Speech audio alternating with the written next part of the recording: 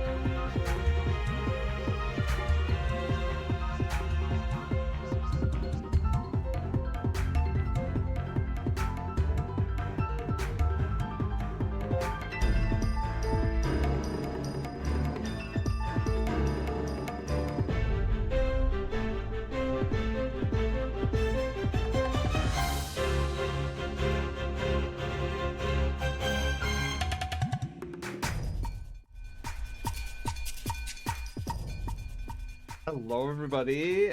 Happy Pizza Friday Eve. Hope that your guys' week has been going pretty awesome so far. Mine's been pretty awesome. I keep thinking it's Wednesday, and then I'm like, no, it's actually Thursday today.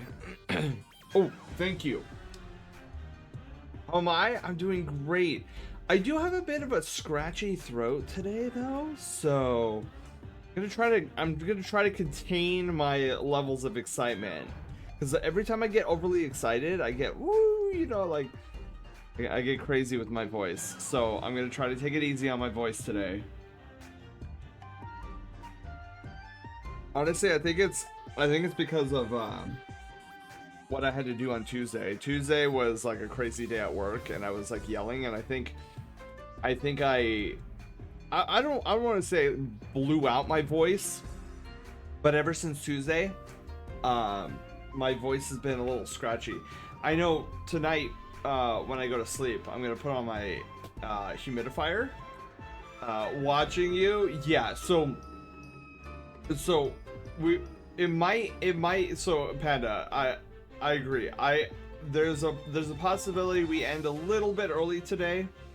But we'll see. I need to see why is that happening? Like, it's way up there. Like, the boob should be down here. How's it going? Can I? It's going good. It's going good. I'm super excited. Tomorrow's Friday. I've been doing a lot of great work tonight. This week.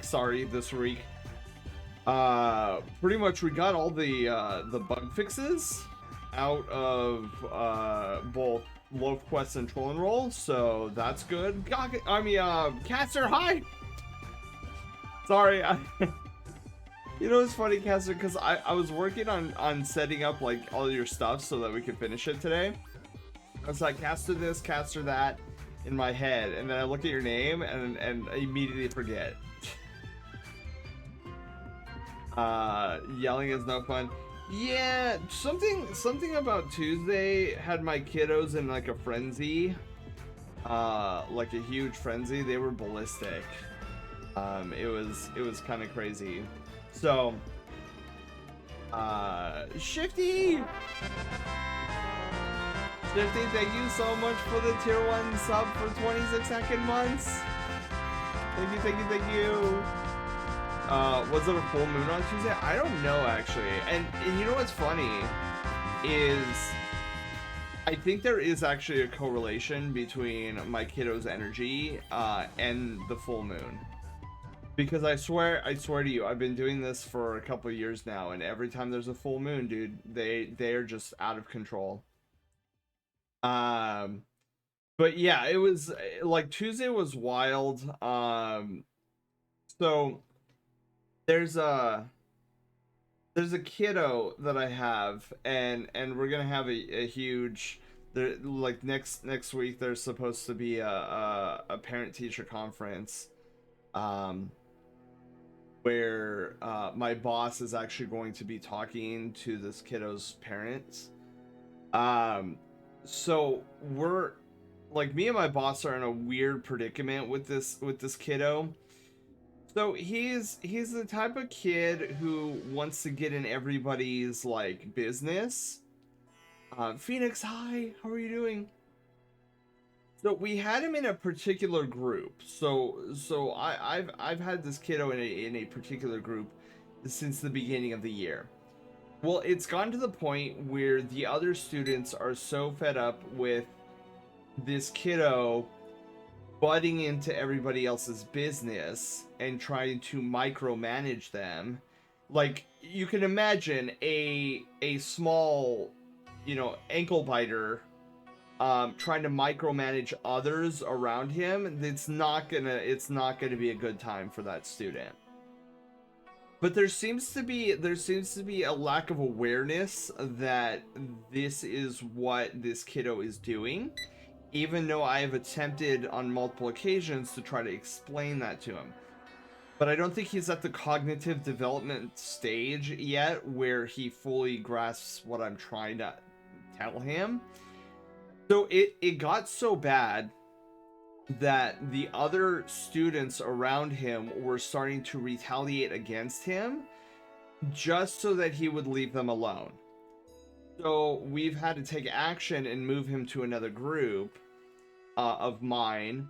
And so now he's in this other group with even younger students. And it is so crazy to me. He has only been in this new group for a week and a half. And these younger students are now beginning to like dislike this kiddo greatly. Phoenix! Phoenix, hi, how are you doing? Welcome on in. Thank you so much for the tier 1 sub for 13 heckin' months. My phone hates you. Oh no, how's my favorite fantasy Blueberry Fox doing? I am doing great. Phoenix, I have a little bit of a scratchy throat tonight, so we're gonna take it easy.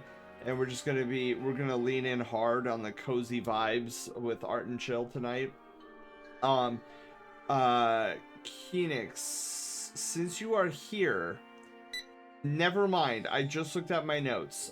You were victorious in November. Okay, because I was going through. I have my list of people who are on my gym challenge queue. And for some reason, your name is still on here, and yet it says you defeated me on the 14th of November last year. So I should probably delete your entry so I don't get confused. Because I was going to tell you that I have I'm going to challenge a bunch of people on Monday to try to like get the queue down, but I could just remove you because you won. Kiru, hi, how are you doing? Yeah, so I'm like trying to figure out what to do with this kiddo right now, and so we have a conference next week. Nape, is it Nape? I hope I'm saying your name right. Welcome to the Brushtail Brigade. Thank you for the follow, and congratulations, you are our newest Brushtail adventurer. I'd love to face your new team eventually. Yeah, dude, I'm excited to test them out next Monday. Or I guess this coming up Monday. Yeah, especially Mini Karen. Wow, that's some problem child you got. Yeah, and so what I was telling my boss and my coworker about this child is I'm growing very concerned because it's only been a week and a half and these younger students are already rejecting him because he's already like gotten into their business and then tried to. So these students are at first we're trying to politely tell them like we want to be by ourselves, please leave us alone. And he's gotten to the point where like he's coming to me trying to get them in trouble for not including them in whatever they're doing.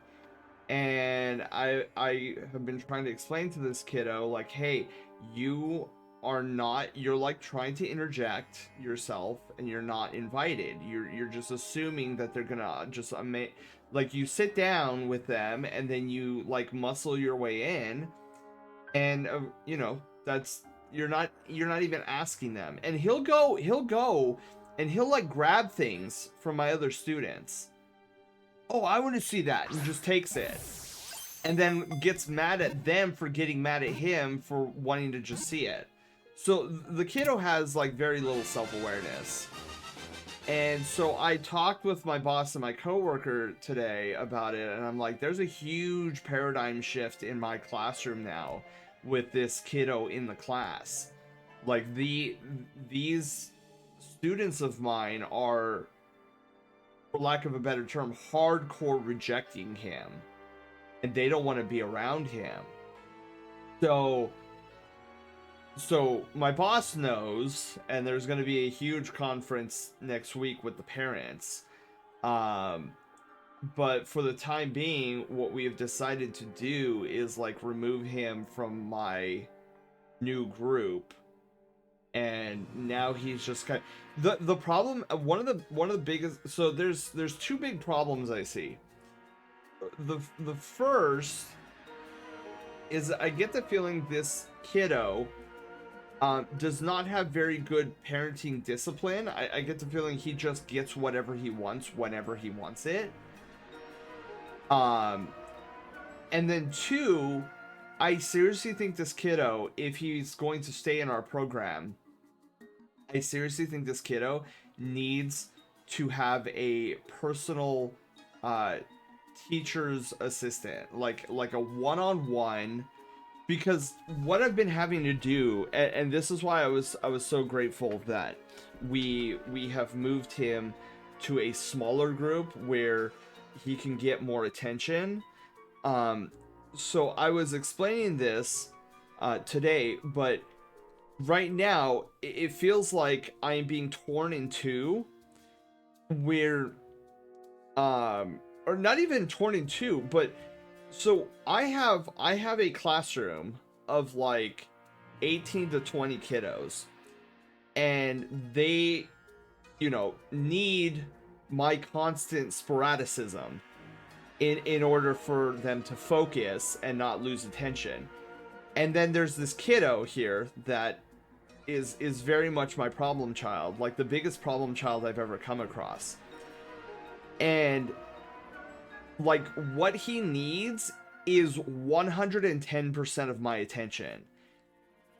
And I cannot give that to him, because there have been times where my class size is really small, and so I can sit down with him on a one-on-one basis. And when it's a one-on-one basis, I can handle that. Like he tends to focus a little bit more. But in this environment, like what I have to do, like what I need to do to get my classroom in order, is I either give 100% of my attention to this problem child and then cause the other 20, like basically the classroom management goes out the window and it's chaos. Or I try to like sit this kiddo down and then try to maintain the classroom management for the other 18 students, and then he's going wild in the corner, like out of his seat, singing in the corner, like trying to get in everybody's business, yelling across the room. And I'm just like, I can't do both of these at the same time. It's either my classroom falls apart or he goes out of control.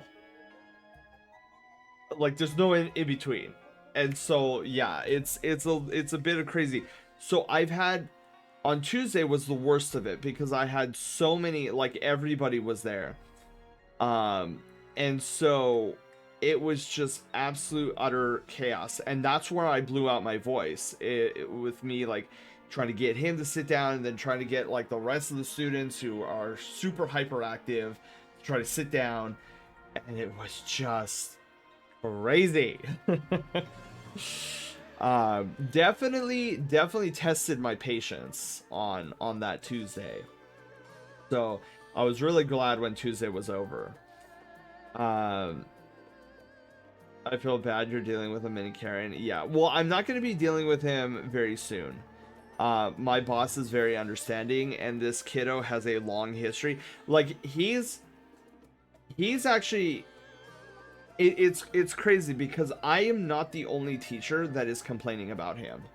And it feels so validating, because part of me is like, oh, maybe it's just my inexperience, right? Like I've only been doing this a couple of years versus my fellow coworkers who've been doing this for 15, 20, 25 years. But to hear the veterans complaining about this kiddo, I was just, oh, I feel validated. Like you wouldn't believe, it's crazy. And it's so unfortunate, because the thing that frustrates me the most is this kiddo is in this perpetual loop. Like he's constantly complaining to me why other students don't like him, why other students don't want to be around him, why he doesn't have any friends. And I'm like trying to, but like, how do you convey the idea of a self-fulfilling prophecy to a small elementary school child? Like you can't. Like he's not at the cognitive level where he can even fathom the idea of a self-fulfilling prophecy, because that's what he's doing. He's complaining that nobody likes him and nobody wants to be around him, and yet he can't control his own behavior to make people, like, to invite people to even like him, period. Like, he is a giant red flag and nobody wants to be around it. And like, I couldn't believe that my new group of students picked up on this in like a week and a half. My old group of students, like, they were with him for months before the rejection started. And these smaller students, very much brighter, like, was like, no, dude, this guy is like, like those, the poison dart frog, how the poison dart frog is this bright blue color to warn other potential predators, like, hey, you don't want to mess with me, like, don't get too close, I'm very problematic. And I feel like that's what this kiddo is doing, and he doesn't understand that he himself is that problem.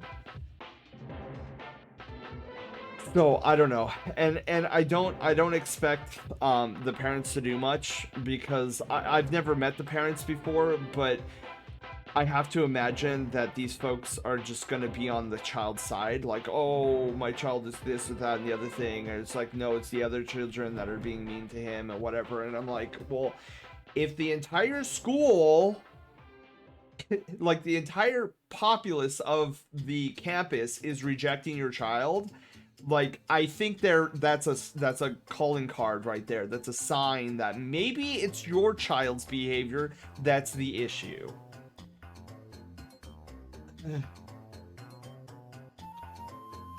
You knew somebody like that, Hollow? Oh man, it's pretty bad if the others basically have tried distance them. Yeah. And what's really annoying, so here's a prime example of what I witnessed on Tuesday. So I had a newer student in the classroom on Tuesday. Usually this kiddo doesn't stay with me, but he was there today.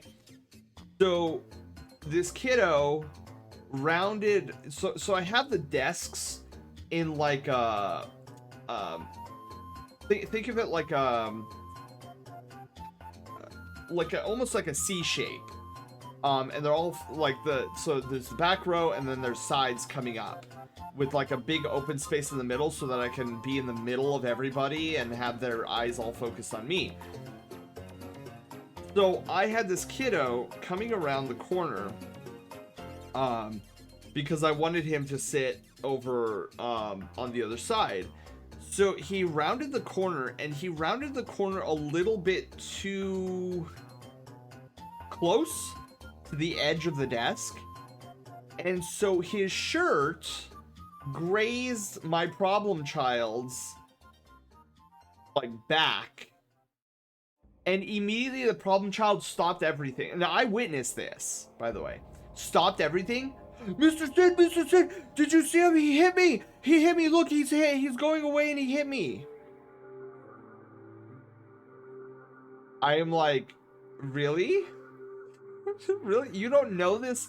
You don't know this new student, and this is how you want to present yourself to the new student? Just like, oh god. What am I gonna do with this child, dude? I just don't get it. I wouldn't be able to challenge Shen's team in Pokemon Scarlet Violet because I haven't touched Scarlet Violet in a while and don't have Kiru, you should consider it. Give the kid a box of kittens to micromanage. Yeah, and I try. So here's the thing, right? Like I was suggested that I give this problem child like duties and tasks to try to like hone in his attention. And I've been trying, but he has been doing a really bad job. So for example, like when we're out in the lunch table, the lunch tables and the cafeteria area, I started this trend. So we have this singular trash can on a set of wheels, so it's easily movable. So because we were having problems with kids leaving their trash on the tables and under the floor, I thought, let's make a game out of it. So I took the trash can and with this giant megaphone, and I'm like, hey guys, I'm the trash train, I'm coming around, I'm picking up trash, and then I'm like, choo choo, and then so like the little ones love it. So it became a habit of them like, oh, I want to throw trash in the trash train, let's do it.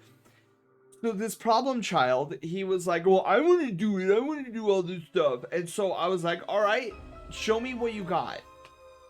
And he's like zooming up and down the aisles.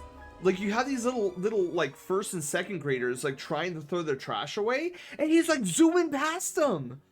I'm like, bro, you need to slow down. Like, this is like, did you not see me model it for you? You can't zoom past the little ones because they're not that fast.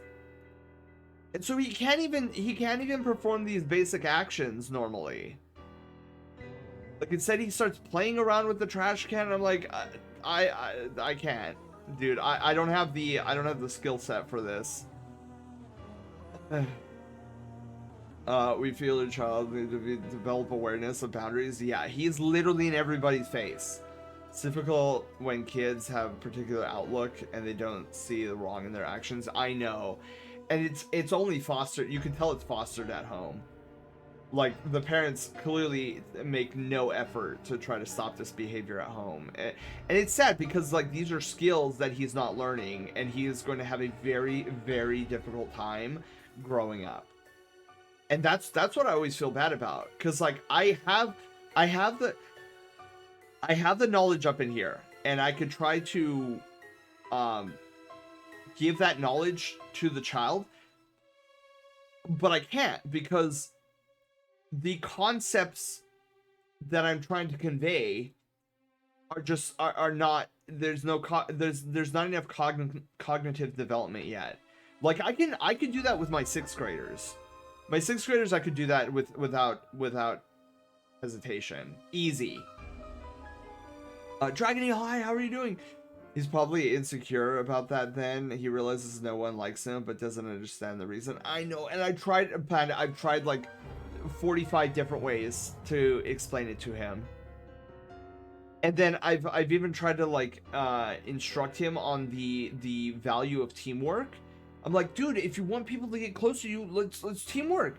Like, you're constantly wanting to be first in everything, and sometimes being a part of a good team is you let your teammates be the first ones. No, I'm always first. I gotta be first. And then he starts crying if I don't give him first, which he cries a lot in my class, by the way, because there's so many times that he's like, no, I want to be first in this, I want to be first in this, I want to be first, and I say no.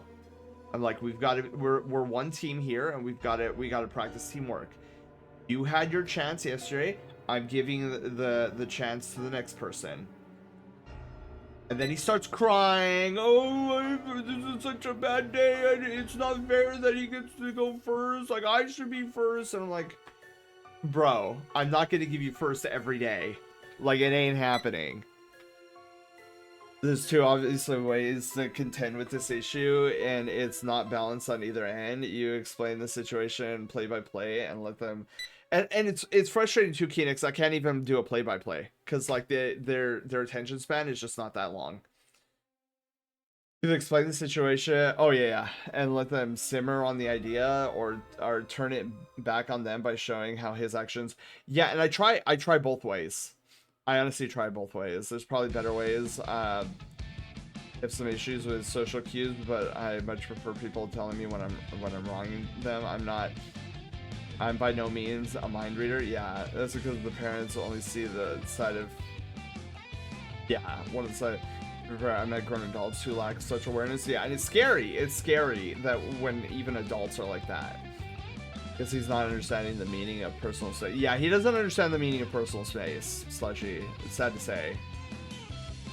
So sad. I just want to confirm the gym night. Yeah, Monday is gym night, yeah. It doesn't matter what age if somebody doesn't learn their lesson. I remember working a summer job and I had to deal with 50-something-year-olds whining to me about each other. Really. So, I get very infuriated when I have to deal with people who are older than me, acting in a way that is younger than me. It's one of my pet peeves.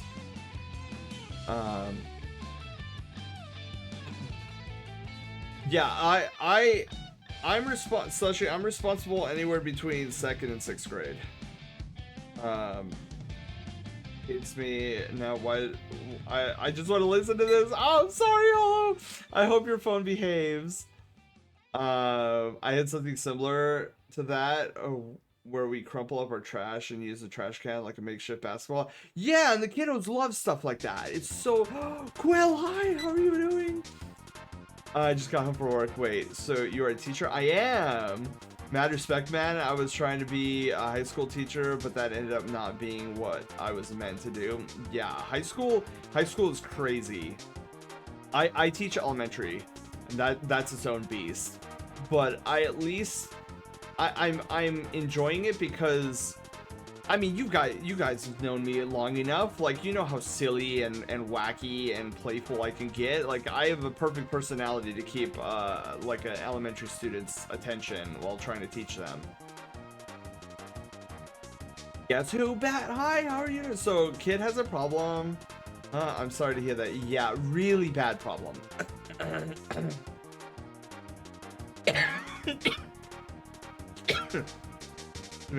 Leona, hi.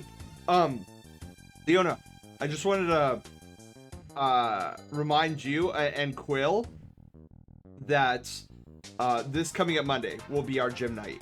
So we'll like knock out. So I'll challenge, like, I'll get your challenge in, Leona. I'll get your challenge in, Quill. I have a bit of an unrelated question. Is you're like a Nintendo DS when I see you, I see double. Good at a good pickup line? You're asking me for pickup lines? Yeah. Yeah, I have a pretty poor track record on pickup lines. I mean, it sounds like a pickup line. Is it a good one? I don't know. I'll defer that to somebody in chat who might have more experience with pickup lines. I'm not the best at in that department. Most of my family is in the education field. Yeah, I have quite a few of my family in the education field. A lot more than I realized. Dude, I was the last family reunion. I was like, oh yeah, I'm a teacher. No, I used to be a teacher. I was like, what? I didn't know this. Behaving now? Yes, Hollow.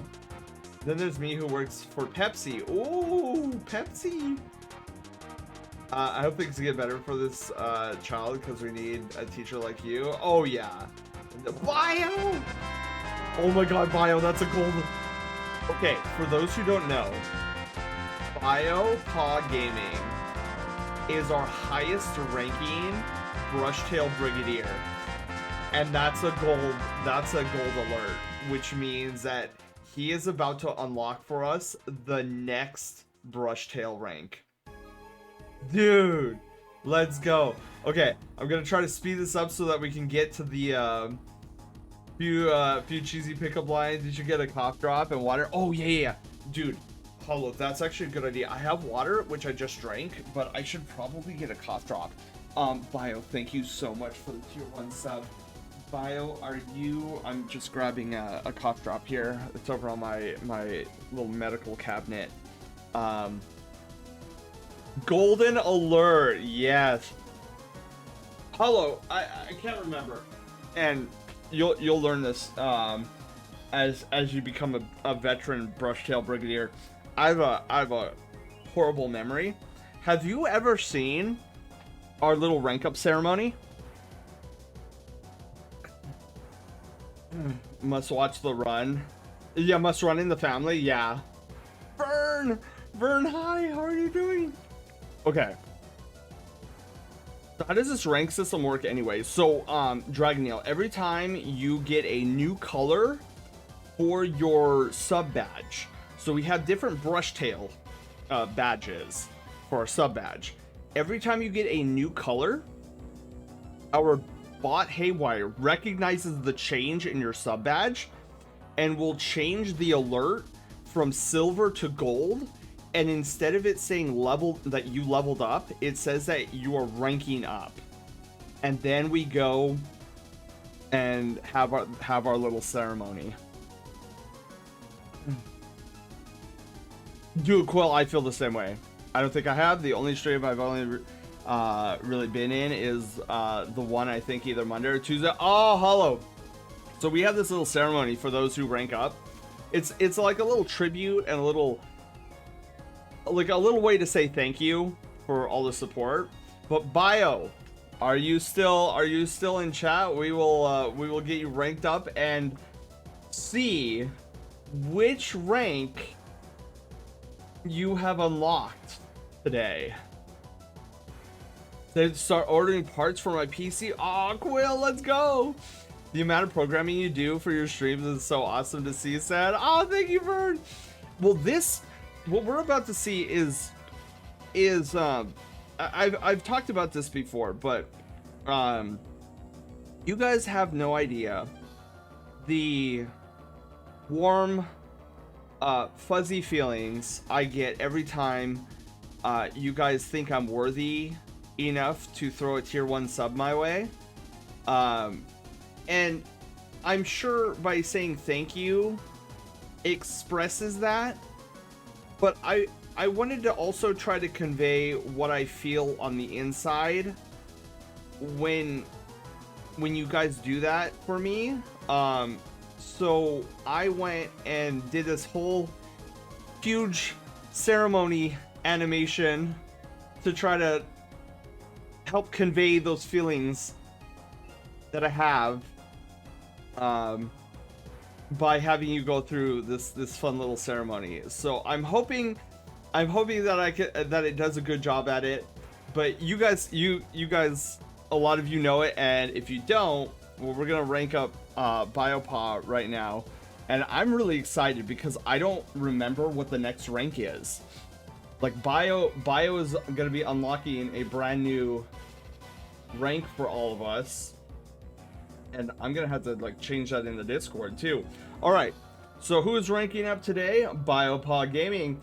All right, everybody, let's head on over to our inner sanctum. Welcome on in, everybody. This is our inner sanctum. It is a very sacred spot. And there's the man of the hour, Biopaw Gaming. So, pretty soon here, we're gonna have Bio walk through that shiny door in the background. Once inside, he will be inside our most sacred spot, the Mystic Cove.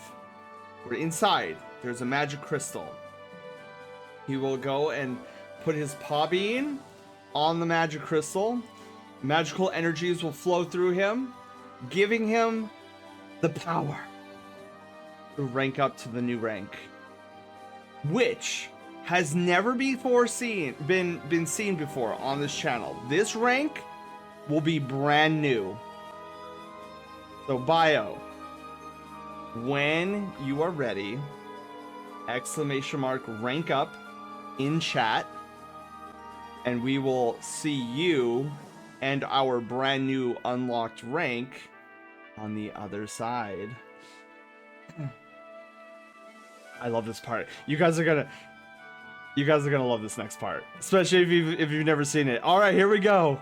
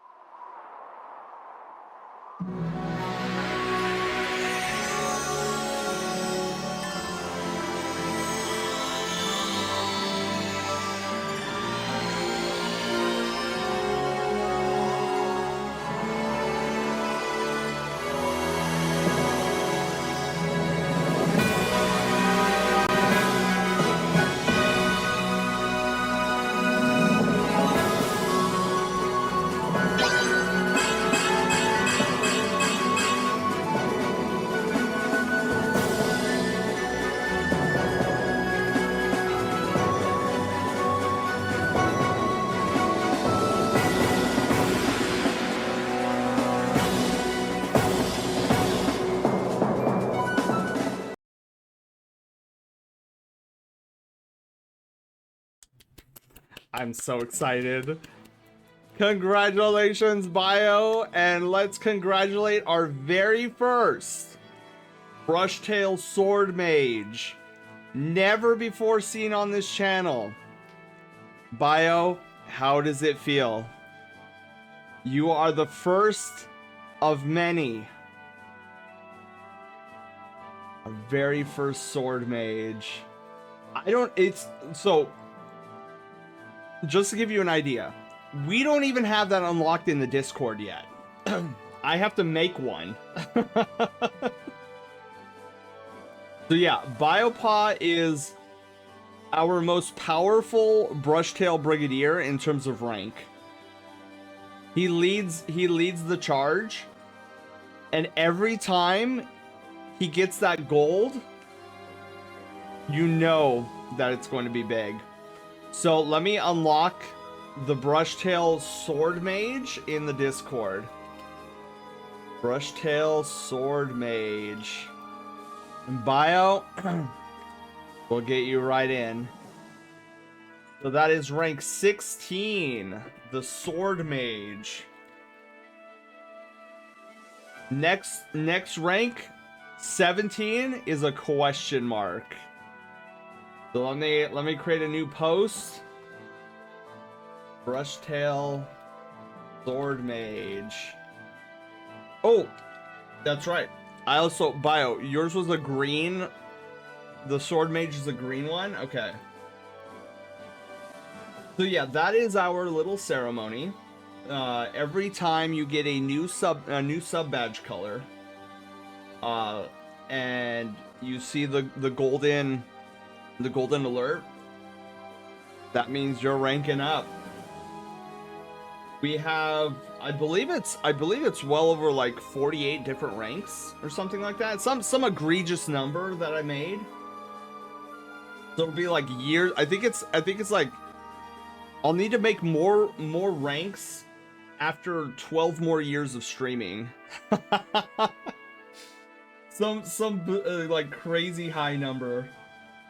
All right, so dude, it's been a while since we unlocked a new rank. I don't remember where I put all this stuff. Oh my god. Bio's the Brushtail leader? Darn right. Bio is an S rank, completely an S rank. All right, so let me see here. Oh my god, Bio, yeah, I don't even remember where I put all this this data. It's been a hot minute since we've had to unlock a. Is it under my emotes? It might be under emotes and sub badges. Let me look really quickly. Badge levels. Ah, yes. Okay, I found it. So let's see. Bio, you're 16, right? Yeah, rank 16. Okay, that's this Brushtail. All right. Let me see here. Oh yeah, rank 16. Perfect. So made a new post. And Bio, we need to get your picture up in there. So now I need to remember where I put your picture. Well, I should say where Haywire put your picture. Images, rank up pics. There we go. So Biopaw, you're right in there. Bam. All right. So if anybody's in the Discord, we have a section called the Brushtail Order. Inside, you can see the names and pictures of everybody who has ranked up so far. And on the top of that list is Bio. So Bio, let me delete your image in the Royal Knight Adept. You are no longer the Royal Knight Adept. Alright, and with that, I also need to find your old picture in the archives to actually put it in the archive folder. Now, if I can find you properly. The Biopaw. I know you're around here somewhere. Ah, there you are. Perfect. Alright, now to put you in the archive folder, and done. Let's go. Wait, what? Yeah, I've made a ridiculous amount of ranks. So just wait till you get to the last rank. The last rank that I have in the list is, well, I'm not gonna tell you the name, but it's pretty funny. It's pretty high up there. But anyways, Bio, I have I have had you up here for a while. I will stop embarrassing you now, and we will head back to the Sen Lounge. Let's go! All right, we're nice back and cozy in our Sen Lounge, and let's actually get started on some art, shall we? The impossible rank. So yeah, if that's your guys' first time seeing the rank up ceremony, now you know. Yes, the cutie curse. Let's go. Panda, that was well deserved. Beautiful. Oh my goodness. Yeah, when I base it off of a video game that I really like the promotion animation for, and I was like, yes. Oh, and I guess this is a bad time to tell you, Bio, but there's a warning here. Note by Volf. Don't lick the magic crystal. It might be a little late, but I for disclaimer purposes, I should probably mention that. All right, so let's get started with some art. We are going to our objective tonight is to get Caster's piece done. Let's head on over to the gaming room. Bam! Here we are. It looked tasty. Everything is so good. Hollow, just wait until December. So I'm not gonna spoil. Like you guys can probably deduce, based on how I talk about this project. So I'm actually in the middle of working on this giant project. It's gonna be my magnum opus to this entire channel. You will be hard pressed to find. If I'm successful by December, you'll be hard-pressed to find anything like this on Twitch as a platform, as a whole. I am planning something so big, so massive, and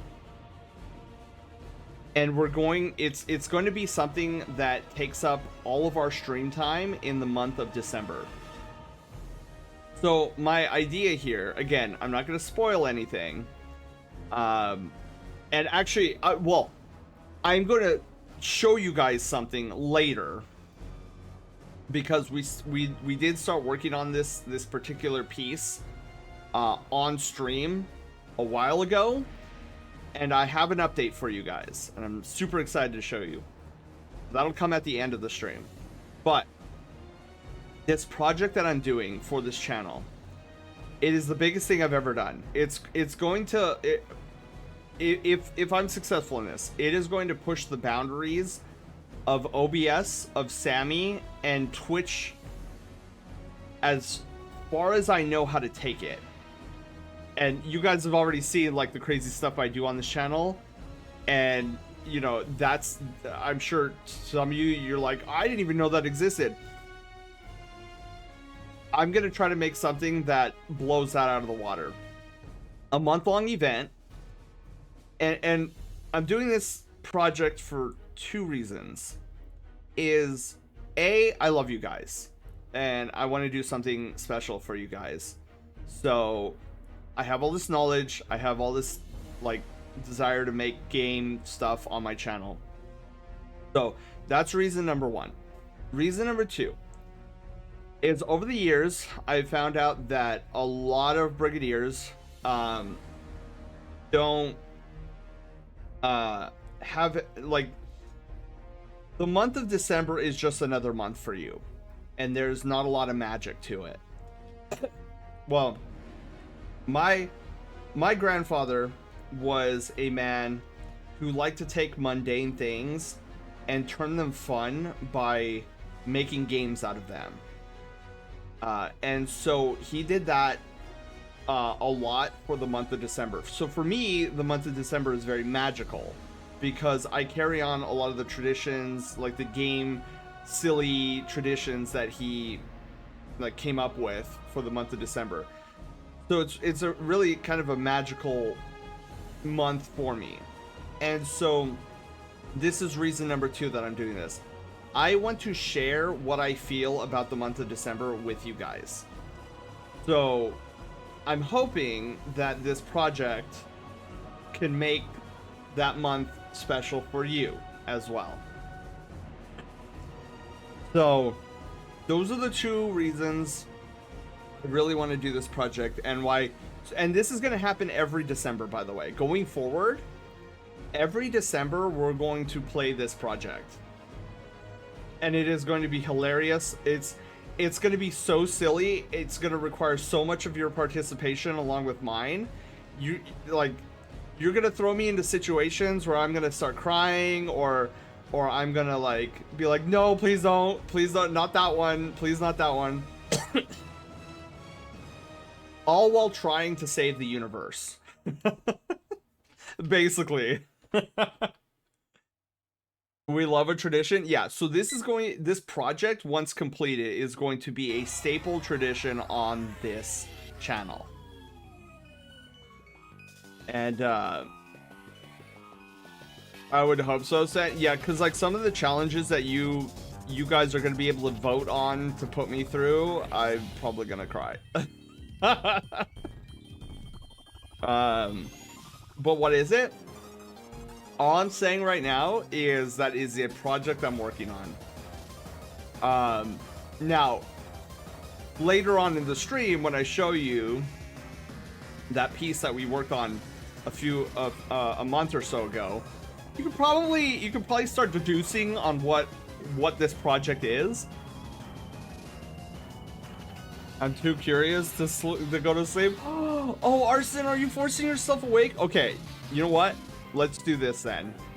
Arson, I don't want to force yourself awake. So let's look at it now, and then we'll get to Caster's piece, because we have all night.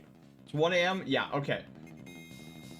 So a while ago, during the month of December last year, if you guys remember, I started working on a sketch of a map. Well, I finally finished finalizing that sketch. So, you're terrible with the secret? Well, look, I'm gonna show you guys this because remember, Panda, we worked on this on stream. But anything that we haven't worked on stream, I'm not gonna show. But you are right. Panda is 100% right. I am very bad at keeping a secret. And I can't help it, I get very excitable. Okay. So, I finally finished the sketch of this map. Gee, hi, how are you doing? So, check out this beautiful map here. Now, my plan is that I have this all situated too. I have an artist in the wings who is going to work on this map for me. I'm going to commission him, going to pay him. He's going to do a magnificent job. I've seen the work he does in terms of map making, and I am very intrigued by the style. So I needed to get this sketch done by the end of this month. So here, we can start here. Look at, it's Love's house. There's his little house. Oh, maps, yes. So this is the map that I've been working on, and I finally, and some of these names you might recognize, like Firefly Forest, for example. I think we know what Firefly Forest. I like how his house is by Firefly Forest. I approve. Well, yeah, remember Loaf goes from his house to, what is it? Breezy, no, not Breezy Plains. What is, I love a good map. Yeah, what does he go to? Flip. I forget what he goes, wait, is Loaf not moving? Loaf, are you broken? Loaf, what happened? Speaketh to me. I don't know why Loaf isn't working. Is Loaf? Hang on. Loaf initialize. Okay, Loaf is ready to go. Plush grass prairie. That's right. So this is plush grass prairie, right here. And then this is Firefly Forest. This is Crystal Lake, obviously. You can see Crystal Lake is right there on the map. Where you guys get to pet Loaf, Sapphiric City, right here. Breezy Plains. This is looking familiar. We have Stargazer Mountains. Exactly. All this is looking familiar, right? Aurora Plateau and the Ice Gate Temple. So matches with where Loaf goes on Loaf Quest. This is the entire map. All of it. Crazy. So here's some fun. So he lives right next to a lake called Cinna Lake. Also said, if you need a rep of somewhat, I have a rep con badge. If you need, oh, you talking about Kiru? Yes, Miyako. If you could, also hi Miyako. Yeah, if you could send me a rep, that'd be perfect.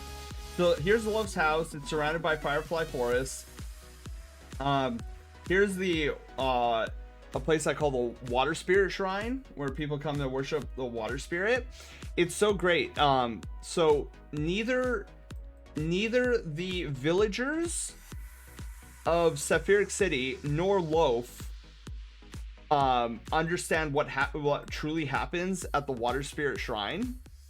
So every now and then, and we're gonna get into some lore here. Every now and then, the humble residents of Sapphiric City will make a trip down to the Water Spirit Shrine and offer cinnamon rolls to the Water Spirit.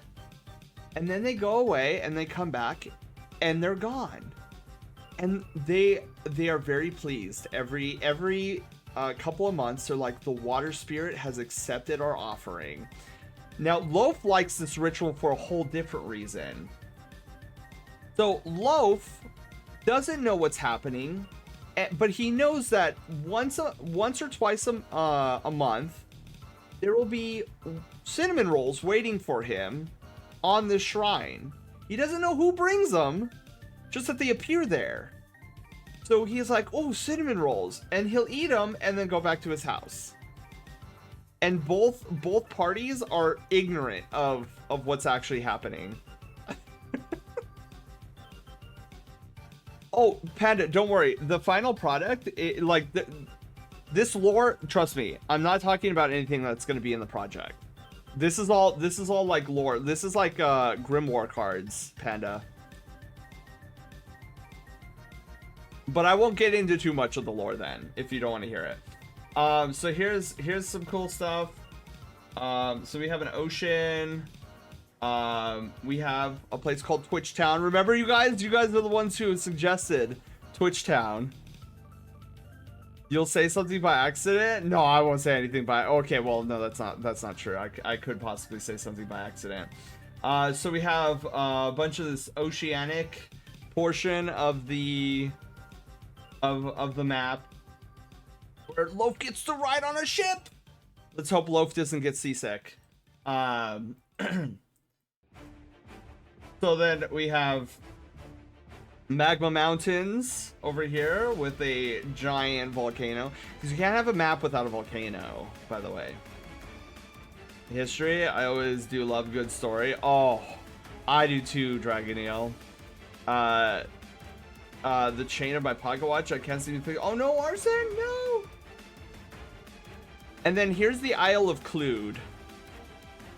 Anybody who has been here long enough know exactly what is referenced by Clued.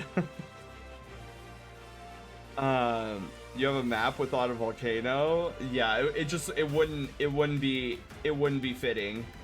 I'm like, I love Ocarina of Time. I'm putting a giant volcano in this map.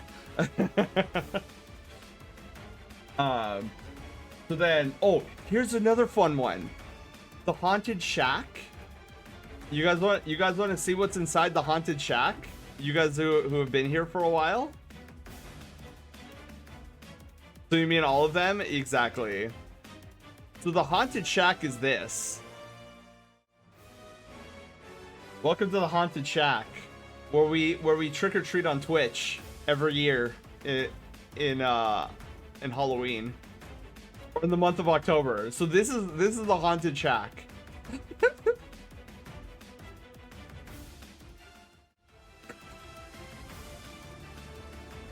A little Halloween moment. Yeah, dude, Vern. We have a no, the mattress ads again. No ads. Okay, you know what? I'll mention that again when they're out of ad jail. So yeah, and then we got a giant foresty area, because again, you can't have a map without a giant foresty area. And look, right there. There's the Inner Sanctum and the Mystic Cove. They're right there. But I'm gonna change it to the Forest Sanctum. So the Forest Sanctum is that like little area that we pull people in, and then the Mystic Cove is where they go in and touch the magic crystal. So see how everything is starting to tie together into one cohesive thing, which is exactly what I want this project to do. I called it. I got a car insurance, ads, and taxes. Oh no. Grandmother's house isn't even here. Oh no. Yeah, I know. Where's for the big bad wolf? Wall. Oh, Panda. You know what? You know when you said, Sen, I don't trust you about spoiling things? I almost just did. With that comment.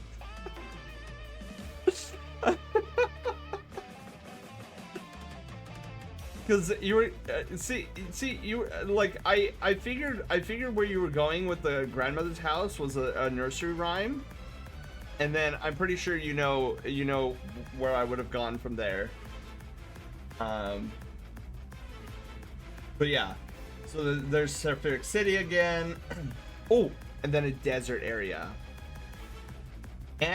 Can't have a place without a desert. So here's a little desert area thing. Hello, are you out of ad jail yet?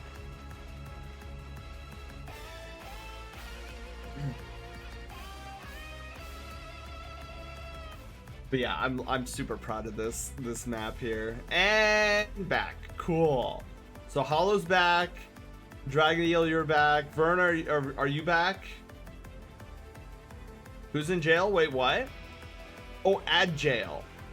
That's what I call it sometimes, is ad jail. Cause like you don't want to be there, but you're put there anyways.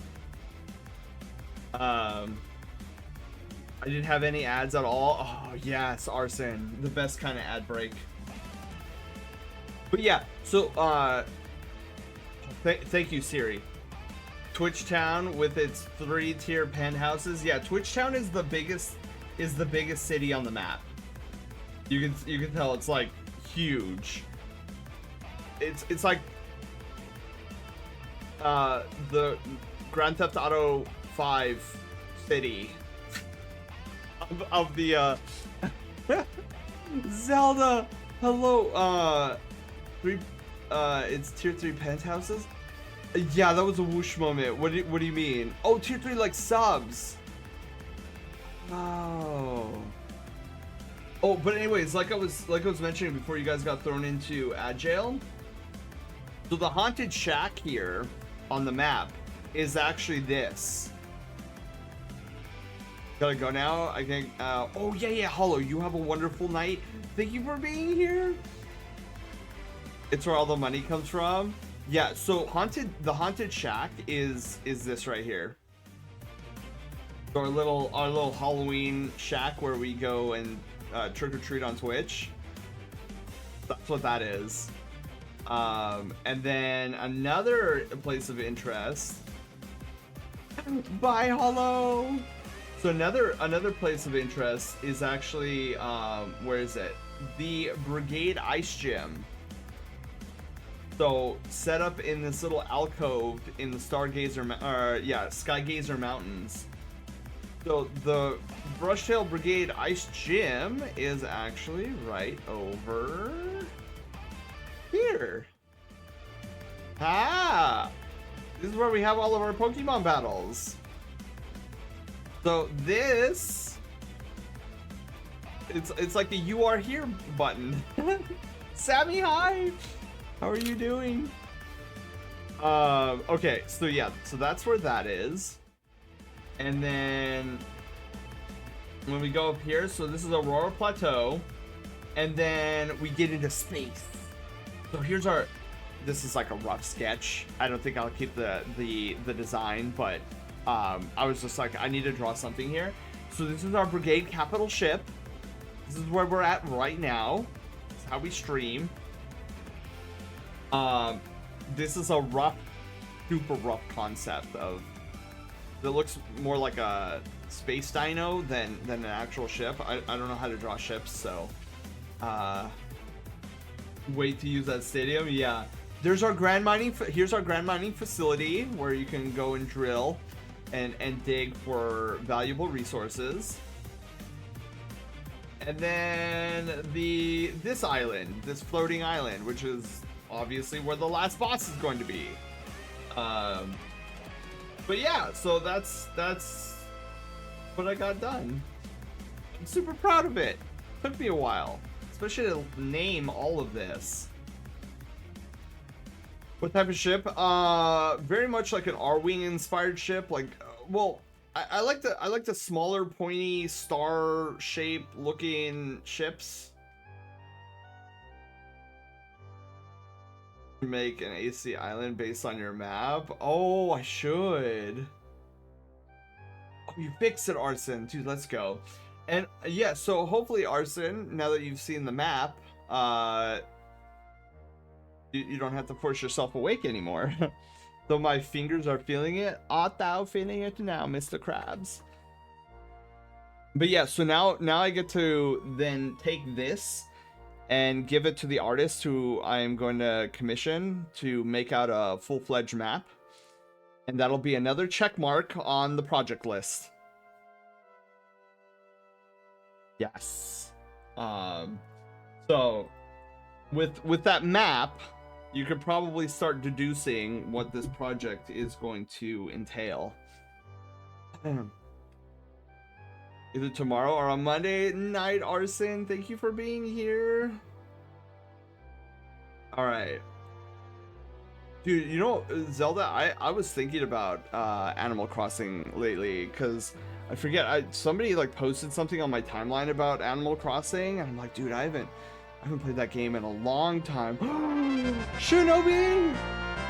That is also a rank up. Oh my god, wait, Shinobi, where's all the heart and love? I will go and stuff that into my fur. Thank you so much, Shinobi, for tier 1 sub for 60 months, attacking the Sen for 5 years. Shinobi, we have to rank you up as well. I think this is the 12th row now. 12th row of what? Oh, open the crystal chest. I have been squeezed. I am now squished. Okay, send a picture of a miniature he made of his Sona and his con badge if you want to mix them together. Okay, yeah. Crescent, hi, how are you doing? All right, so before we get to Caster here, let's rank up Shinobi. Get the love, Sen. You get the love. Pokemon rolls, don't worry. Ah, I see. Alright. Am I ever gonna not be squished anymore? Forgot how long it takes me to unsquish. A Rowlet hatched from the egg. Zelda, you got a Rowlet. Dude, let's go. All right. Shinobi, are you ready for this monumentous occasion? Let's get your name. Who is ranking up again? It would be the wonderful Shinobi. All right. Welcome back to the Inner Sanctum, where we are about to rank up a second Brushtail Brigadier. Shinobi, would you come up on stage? There he is. Another one of my favorite starters. Guess I'll hang on to this one for a while before getting back into my hunt. Yeah, and then Zelda, you need to see if it turns into the Hisuian Decidueye or the normal one. So Shinobi, welcome. Thank you again for the support. Shinobi, I know this isn't your first rodeo here, so whenever you're ready, / rank up in chat, and we will see you on the other side. I'm on an anime kick right now. Ooh, rank me up, baby. Let's go. Just don't lick the crystal.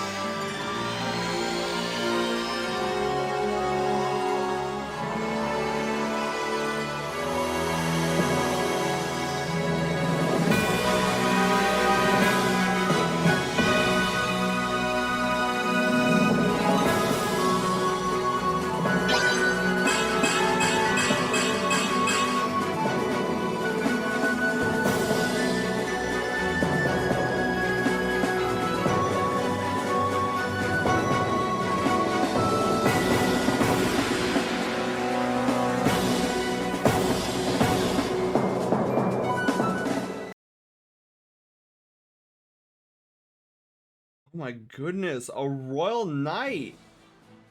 Dude, Shinobi, you're like way up there as well. That's crazy. Oh my god, congratulations, Shinobi.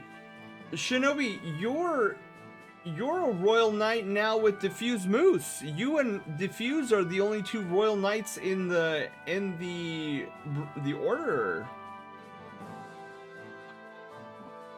Dude, let's go, Shinobi. How does it feel to be a Royal Knight? Alright, let's grab your new picture. Alright, Shinobi. Be placed right next to Diffuse Moose. Right up there. Yeah. Looking snazzy. Alright, so let's grab your previous image and archive it. If I can find... I could spot you in this sea of other Brushtail Brigadiers. There you are. Yes. Let's go. Congratulations once again, Shinobi. Yeah, I didn't realize this, but Shinobi and Diffuse Moose are actually not too far behind Biopaw. Cause like the Royal Knight is rank 14 and the Sword Mage is rank 16. So Shinobi along with Moose are very powerful. And especially with the Shinobi hugs. Alright, well thank you again, Shinobi. I miss being a Dragoon, but becoming a Royal Knight is epic. Yes. Well, see, the cool thing, Shinobi, is you don't necessarily lose the rank. You just add, it's like your Skyrim title, right? You go around telling people like you're a Dragonborn, savior of Winterhelm, destroyer of Spooters, like the whole shebang. It's tacked onto your long list of titles. But again, Shinobi, thank you so much, and so long too. 5 years, that's crazy. it also doesn't feel like I've been streaming for 5 years. That's also crazy. All right, I will let you get back to your seat, Shinobi. Thank you for everything. Now, let's get back. Plus, I get a new sword to cut up your cables. Oh, that's true. My poor cables will never be the same again. All right, let's head back to the game room and actually begin some art tonight. Whee!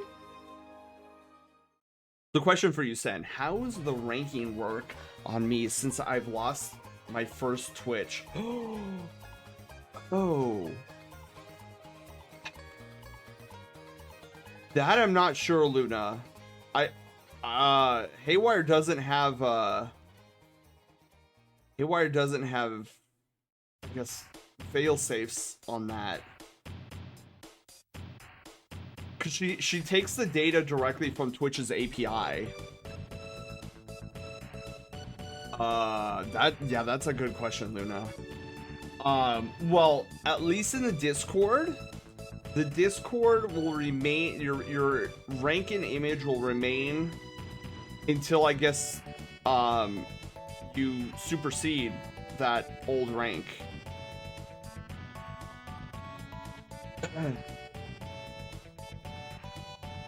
Yeah, that's a good question. Yeah,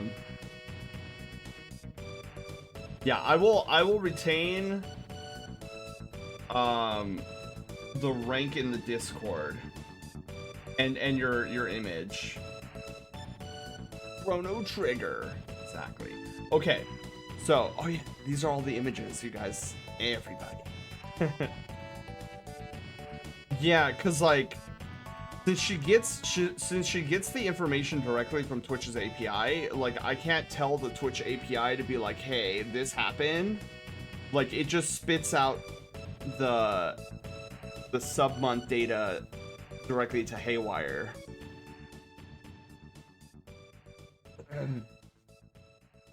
Okay, so say goodbye to the paw beans for now. As they are going away as we get started on drawing tonight. Also, who was it? Hollow suggested I get a cough drop and a soothing lozenge. Which I said that on purpose that way. A lozenge. That actually like really helped me. Took me a while to find the picture because I'm still working on his ref sheet. Because most of it was in my old pictures that died, so I had to search my lover's telegram. Oh, I see. Yeah, and I told Kiru, like, there's no rush either. Alright, so we're gonna go back to Caster here. And our goal is to finish Caster tonight. And then, next week, I'd like to get started on, we'll say Slushy and or Kiru. Because both of them are up next. So Slushy, are you still here by any chance? I just want to get a confirmation. Am I doing your Sona? All right, so here we go. Let's hide the line work for now. Okay, so we're not done with the sketch yet. Oh, I got cheese puff. Old PC, not pictures. Oh. Yeah, I kind of figured when you said old pictures, I was like, oh, this must be on the old PC. Alright, so we are going to continue our journey on finishing Caster. So there are a few things that I want to touch up here. For example, I want to redo this brow ridge.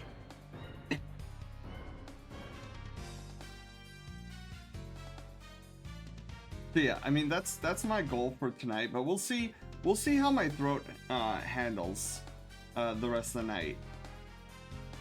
Which it's doing okay right now, especially after that soothing lozenge. Wait, where's Caster's there?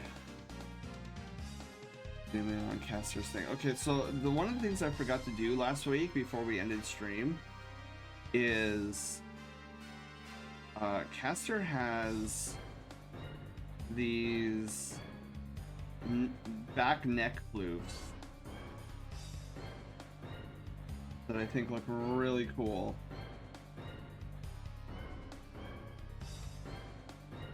Okay. Yes. Look at that. So pretty. I also want to redo the nose ring. I'm not quite satisfied. Did you? Oh my God, Shinobi, wait. What's the edit? The answer is probably no, Shinobi, since I vaguely remember you asking me about an edit. I don't remember what the edit was. So you're gonna have to do a refresher for me. Return, had to step away for a moment. Oh, that's okay, Caster. You haven't missed much. We just got started on working on your piece again. Oops. So I'm gonna erase that, and then we're gonna go.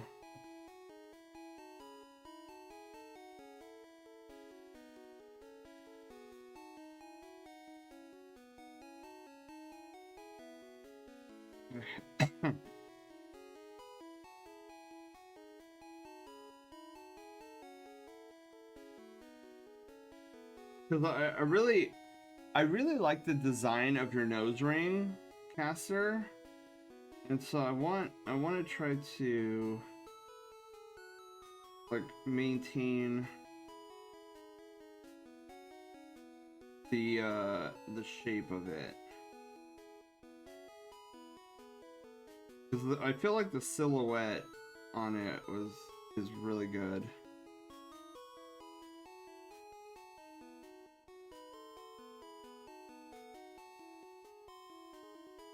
Oh. Okay.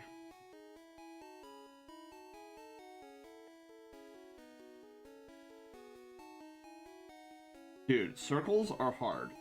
If an artist tells you otherwise, they're lying to you. They'd say, oh, that's because I've been working with circles for X number of years. I'm like, yeah, but before those years, weren't they hard? Guarantee they'll say yes. Alright, there we go.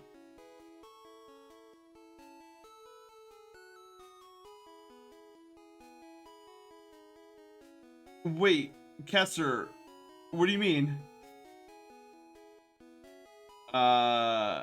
I did see the map. That looks so cool. Thanks. I just got one IRL that map. Oh!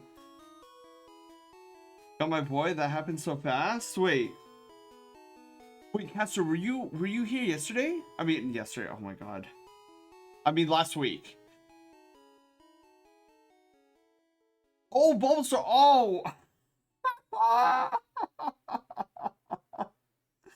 Dude, I was like, wait, you were here last week, right? Because I'm thinking you were talking about your Sona, me drawing your Sona. I was like, yeah, we started this last week.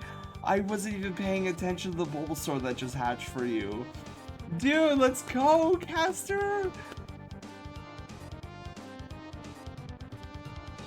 Yeah, so, Caster, if you want your Bulbasaur to remain a Bulbasaur, you could do exclamation mark Everstone, and it will keep him as a Bulbasaur forever. But let him evolve? Oh, that is the question. And then he might actually decide for you too. Which would be the funny thing.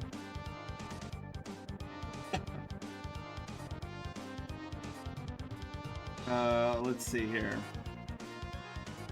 Okay, so we have a much better nose ring in my opinion. Much more noticeable. Now, we need to clean up this sketch because we need to get Caster's just chooses itself.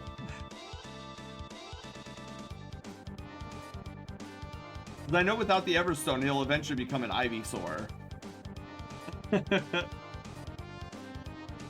But in instances like that, though, and I wanna let you guys know this.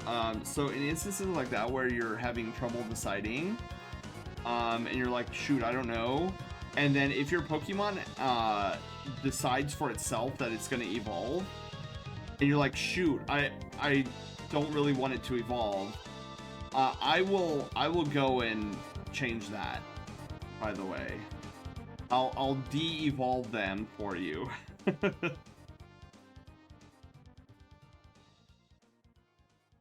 I'm okay with it evolving if he decides it. Okay.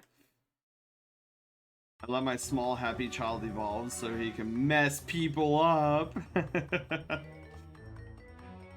Yeah, Feraligatr is not to be trifled with. That is one Pokemon, it's like, okay, I'm not gonna mess with this guy, he's scary.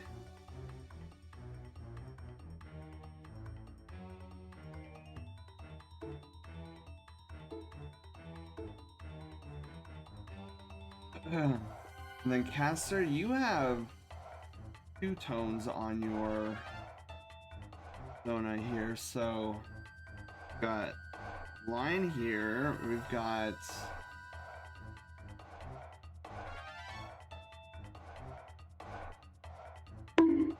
bonk, I got bonk.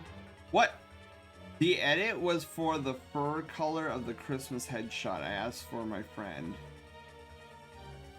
Okay, wait a minute. Did I already...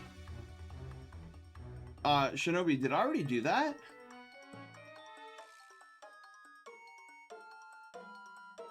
Okay, wait, let me go to your folder.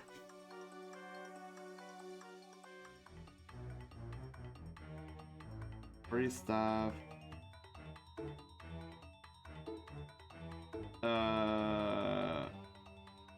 Shinobi. Oh wait, you're down here.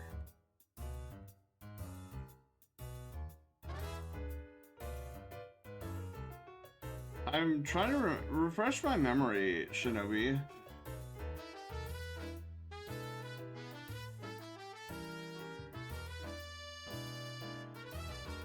Was this last year? It was Hoshi? Dude, when was this? I know this year it was Quinn, Caster, Slushy, Hero, and Dragon Cat that won the Syntacula raffle. Year before last, I think? Okay, hang on. Let me see here. Zeno, hello, how are you doing? All right, let me open up a new.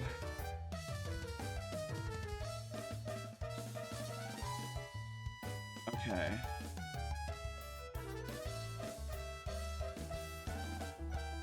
Give me un momento. Special events. Spectacular. 23. So was it one of these? Oh, Hoshi. Yeah, right here. Wait. What color was Hoshi supposed to be?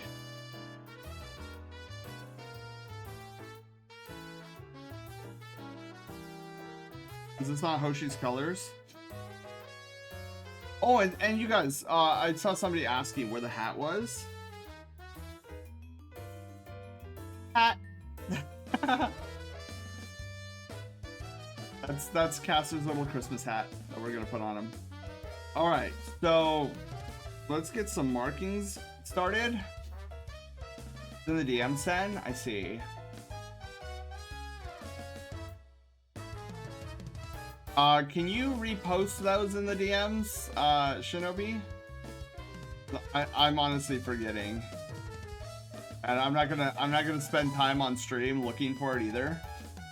So, yeah, definitely send me another DM and then maybe like reply with where it's supposed to be.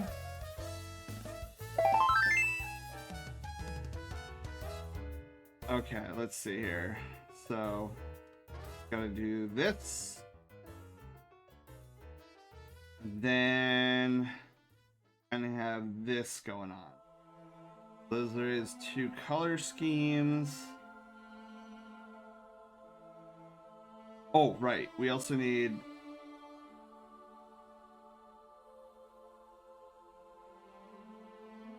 something along those lines. The you know what? No. Let's just do what I thought I was gonna do. I was planning on doing anyways. Something like that. Oh no, I've been cured for cuteness. I have 115. Tiger and Christmas hat? Santa Tiger? Could be. Could be.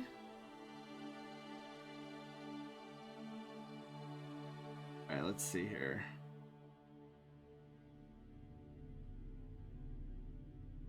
Alright, so now we can get started. Now that we have like the basic designs for his line work, let's do his stripes.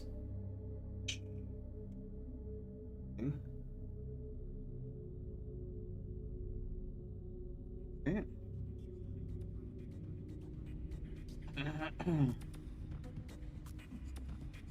Oh. Okay. One stripe there, and we got this giant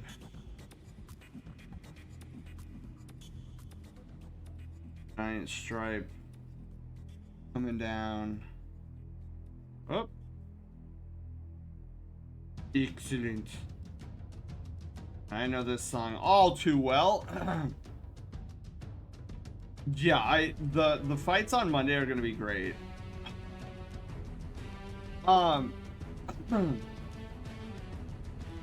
Caster, I noticed that fight exactly, because we're doing a gym battle night this coming up Monday. I was gonna say Tuesday. Yikes. Where I will be getting through the queue, or at least most of the queue of our gym challenges. Alright, perfect. The John Haler shower music. Exactly. So, Caster, I had a question. Are these stripes on his on his underneath his nose? They're very mustachioed. Are they supposed to be like his mustache?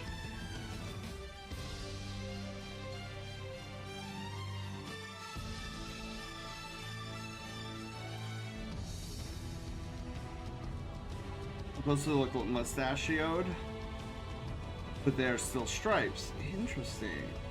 Okay.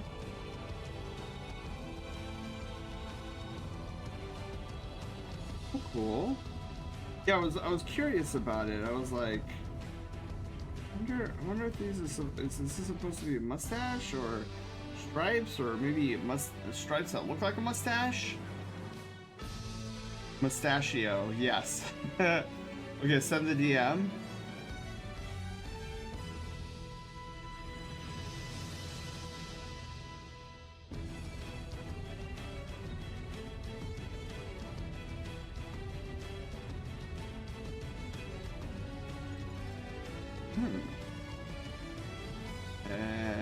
I need to edit.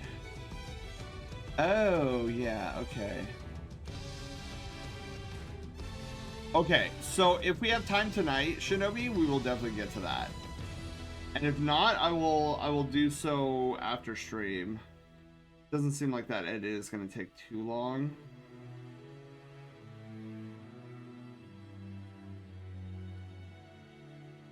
Please send mustache. You that question.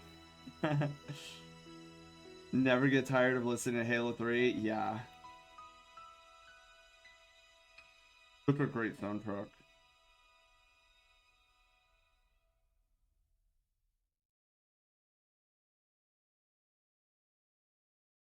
Okay.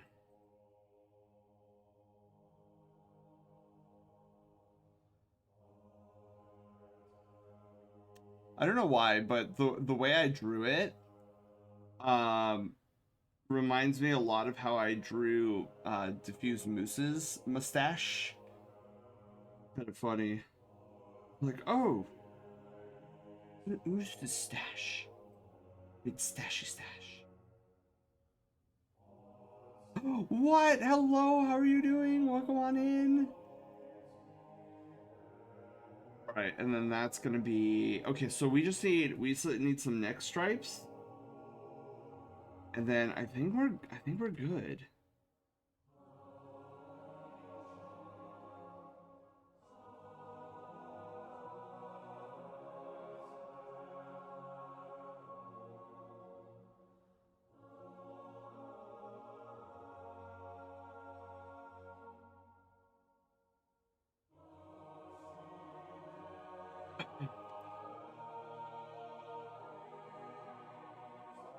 You know, I should probably make that go all the way down. Same with over here. Yeah.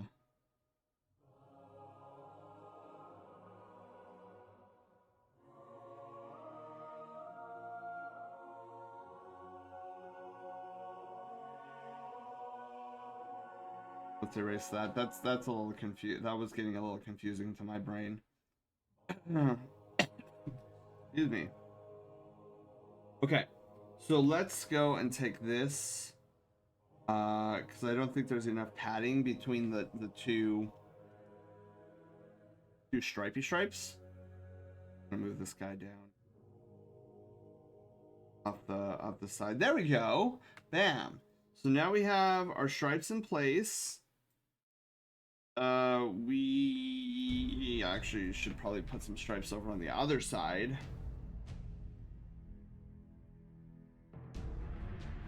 I love this song. So good.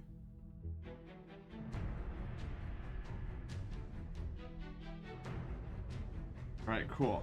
The stripes set in place. Yeah. Yeah. Wait. And then it's gonna be blue. Yeah. All right. So let's get to line work, shall we? So let's actually turn back on that Christmas hat and let's try to fit the hat around the head. We need our line work pen. Be a bit thicker? Okay. Yeah, I can do that.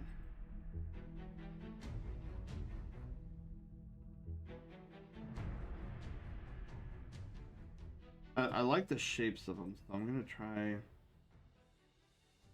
to transplant trick. Butcher, there we go.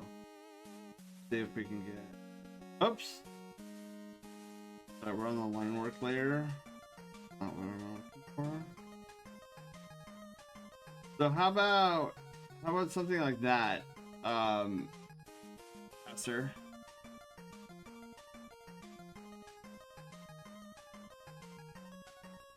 More girth, streamer. More girth. Oh, Dragon Eel, thank you.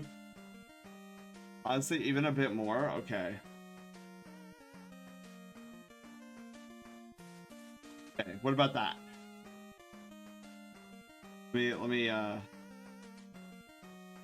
like that? Perfect. Okay. Easy peasy enough.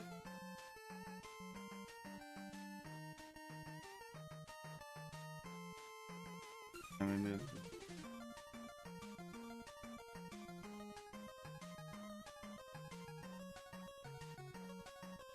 All right, perfect.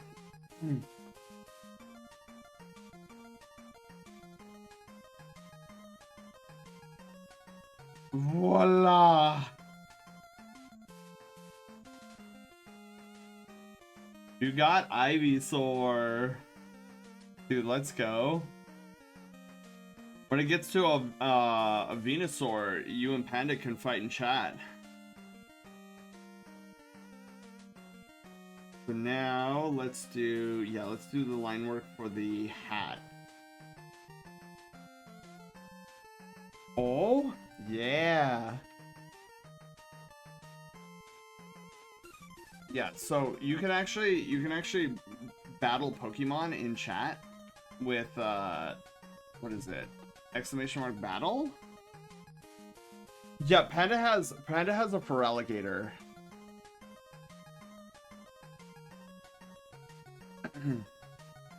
Alright, so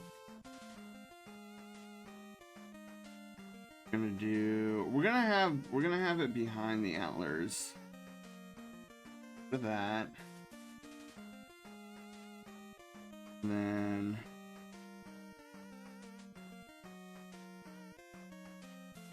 I have to like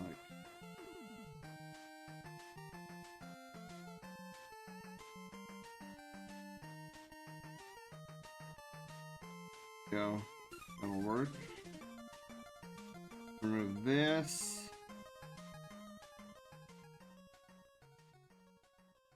Remove that. Excellent. All right, so now it kind of looks like the hat is wrapping around.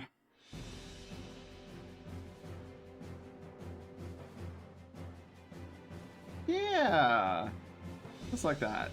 Well, hang on.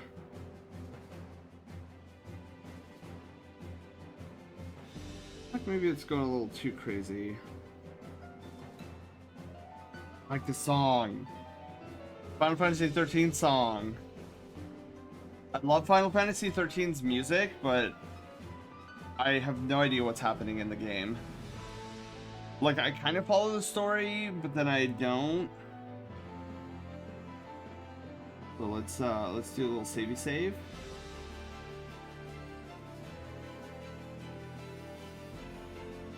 Also, let's turn the sketch lower in opacity. Nose ring, lower in opacity, antlers.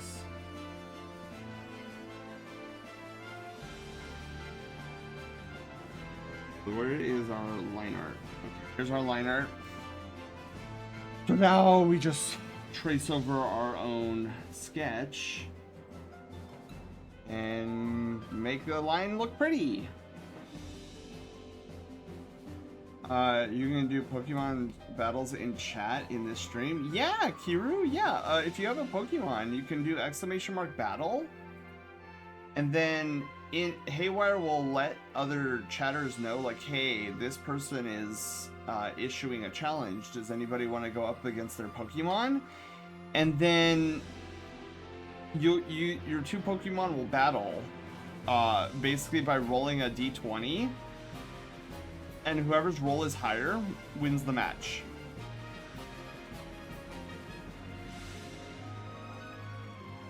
Wait, Yoko Shimomura did the soundtrack for 15?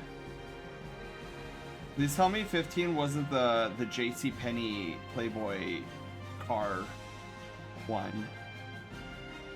Please tell me that was like 14.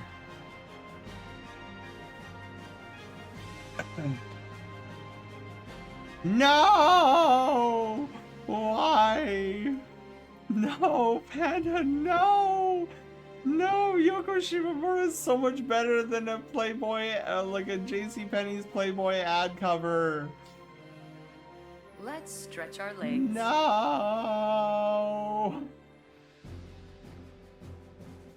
Oh my god. Alright, I'm gonna get up and do some leg stretching.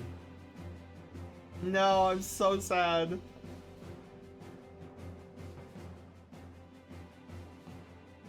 Oh, man.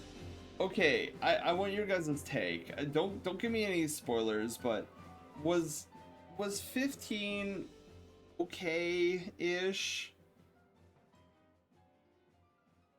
Like, or was it considered oh, by the way, I'm just doing some leg stretches right now. Was it considered like one of the bad it's solid, an extremely rough launch, but the Royal Edition made it better. So why did it have a rough launch? Was it just not intuitive? Like what did they do in the Royal Edition that made it better? And if it's story related, you could just be like, oh, they improved the story.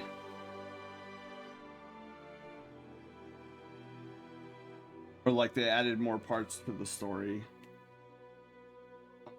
So sad.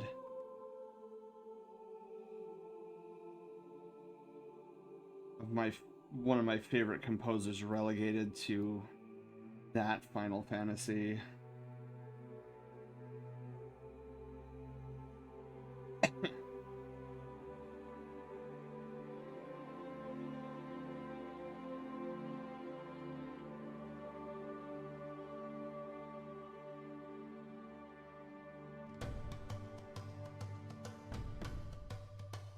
Oh, that was a good swoosh.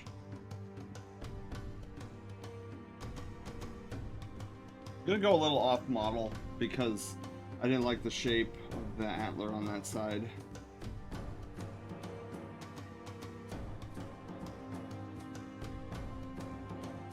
Perfect.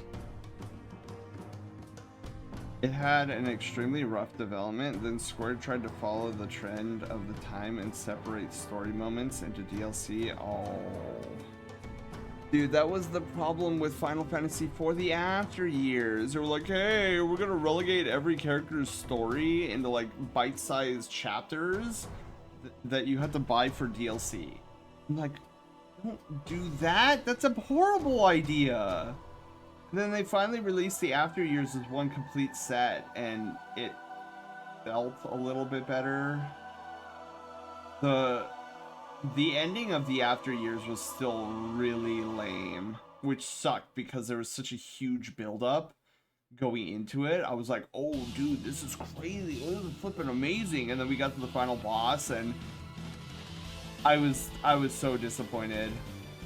Who here hasn't played the Final Fantasy IV the After Years and wants to?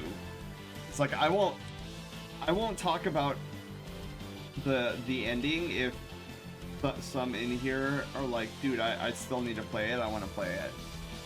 But if you guys have either A, played it, or B, don't care about spoilers, I'll still play it.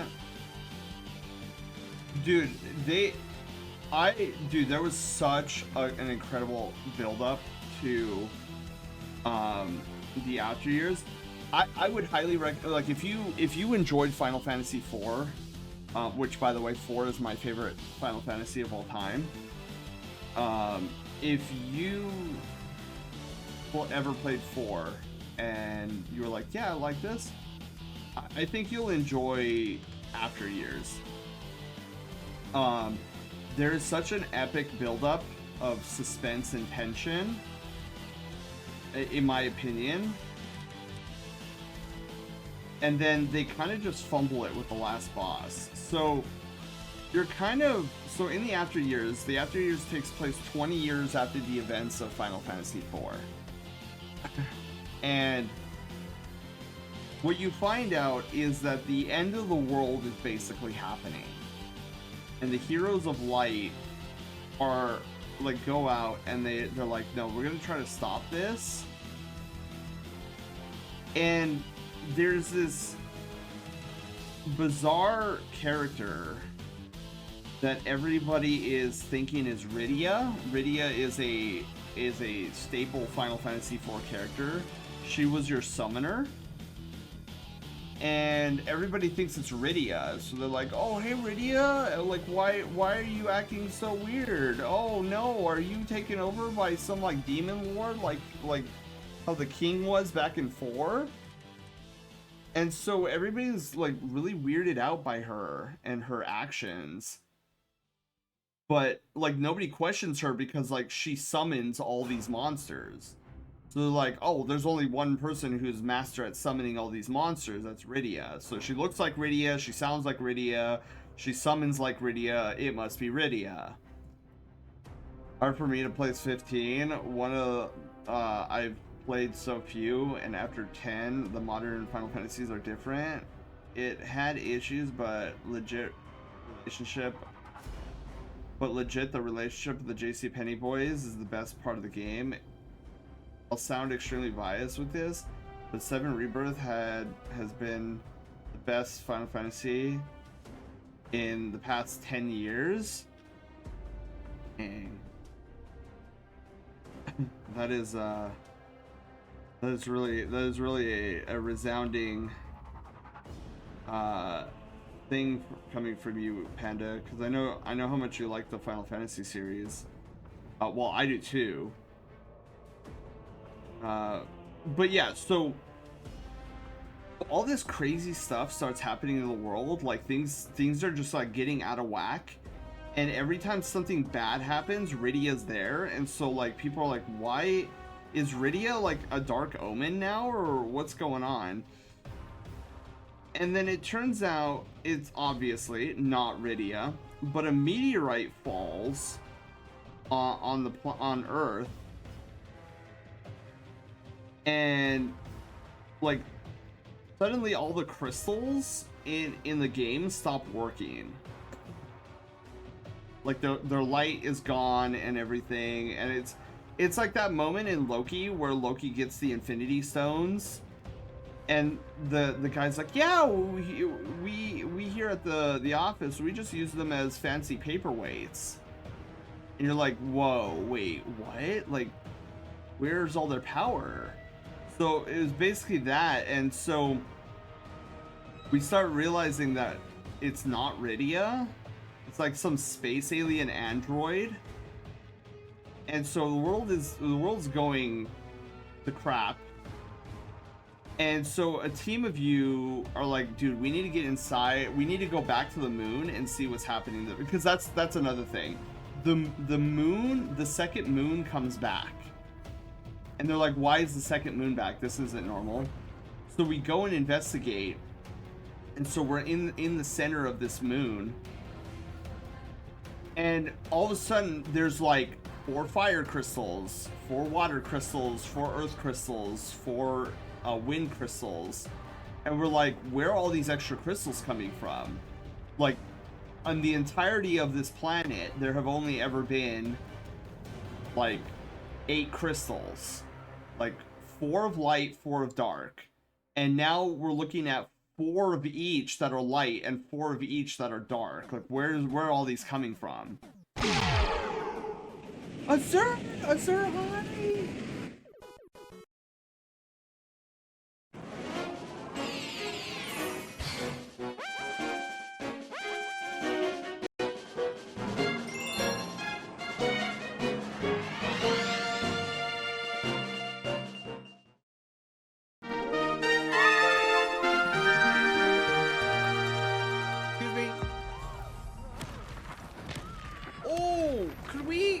Done that a little bit nicer. I would have preferred, like, you know, instant incineration, but that was just mean.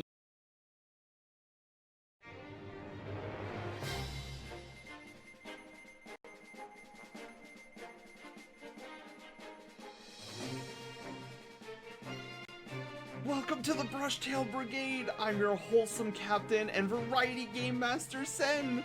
We go on a variety of adventures like gaming and art. Here, you'll find fun, excitement, and plenty of secrets on this channel.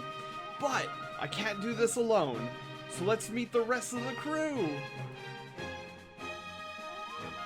Haywire, our sassy bot. She controls all the bells and whistles on the channel. Loaf, our silent protagonist, hero of Loaf Quest and Troll and Roll Adventures. And of course, you guys, the Brushtail Brigade! So, set your life points, choose your Pokemon, and grab a controller, as an adventure awaits.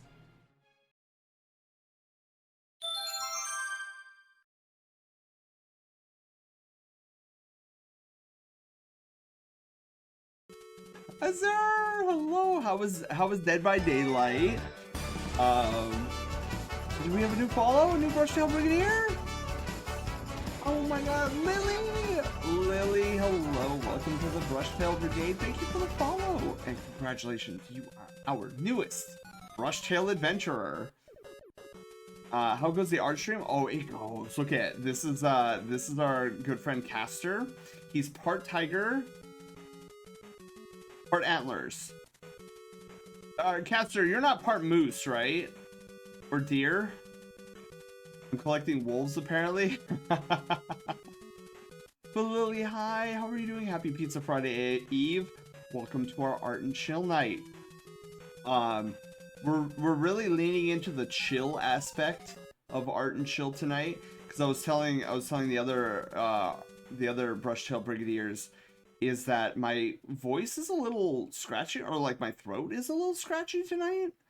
And I think it's just because with all the yelling and loud talking I've been having to do at work lately, I think it's slowly starting to catch up to me. So I'm like, you know what, we're gonna take a casual, vibey approach tonight, which is perfect because tonight's art. 10-minute queues for 2v8 as killer. I was doing solo 2v8, but fun. It was fun. It did last match as my Huntress. Got a few really good hatchet hits. Ooh. Dude, that sounds exciting. Deer elk, thank you, Caster. So we've got a tiger elk hybrid that we're working on tonight in a Santa hat, because Caster here is one of the ones that won a headshot, a special holiday headshot raffle that we did back in December. That's what we're doing tonight. And I'm also talking about, we were talking about Final Fantasies, because Panda let me know that Final Fantasy 15, the composer for that was Yoko Shimomura, who I absolutely adore. Her work has left a massive imprint on me, since she was the one behind the Super Mario RPG soundtrack.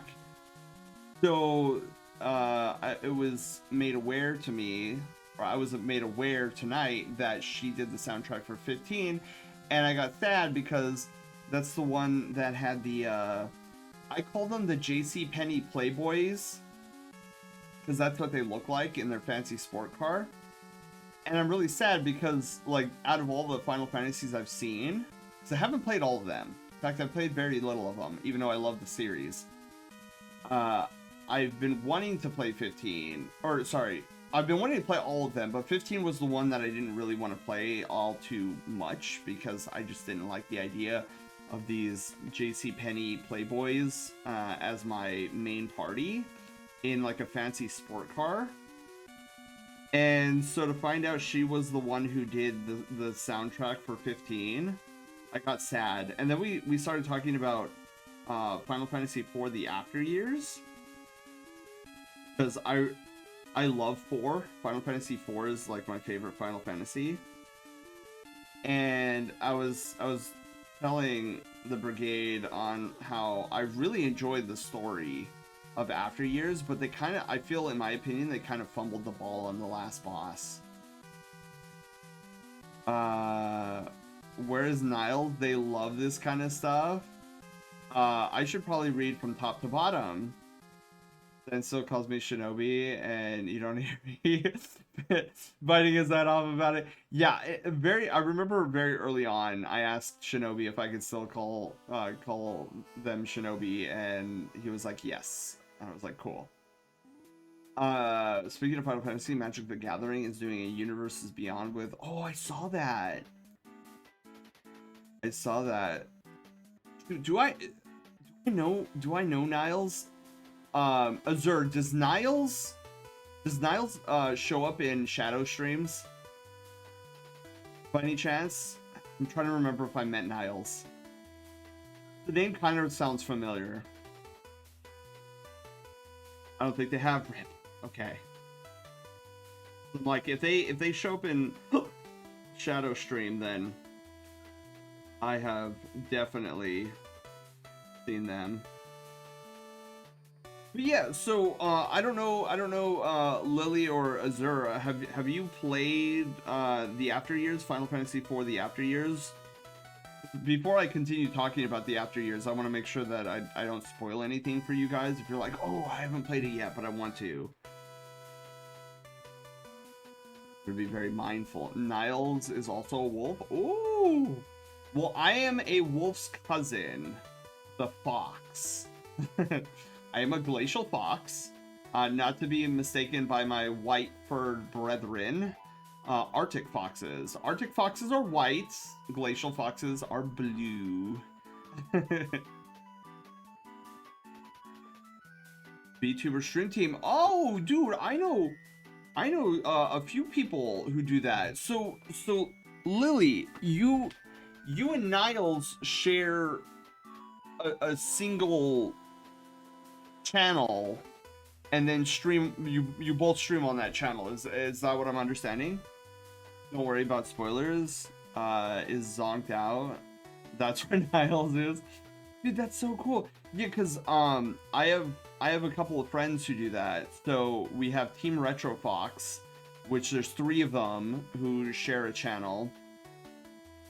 They go by collectively Team Retro Fox. And the other one is Virtually Heroes, where another 3 friends of mine also stream. All 3 of them stream on that single channel.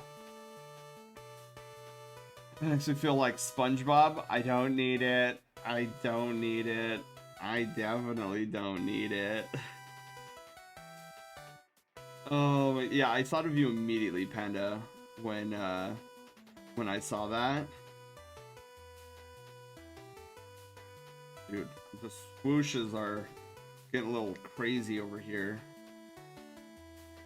I really like the curvature. The swoosh. No, not an ad. Rip. It's very tempting. I would want the 7. So Panda, who is all in that pack? Because I recognize Cloud immediately, but are there other? I imagine there's other Final Fantasy characters. Yeah.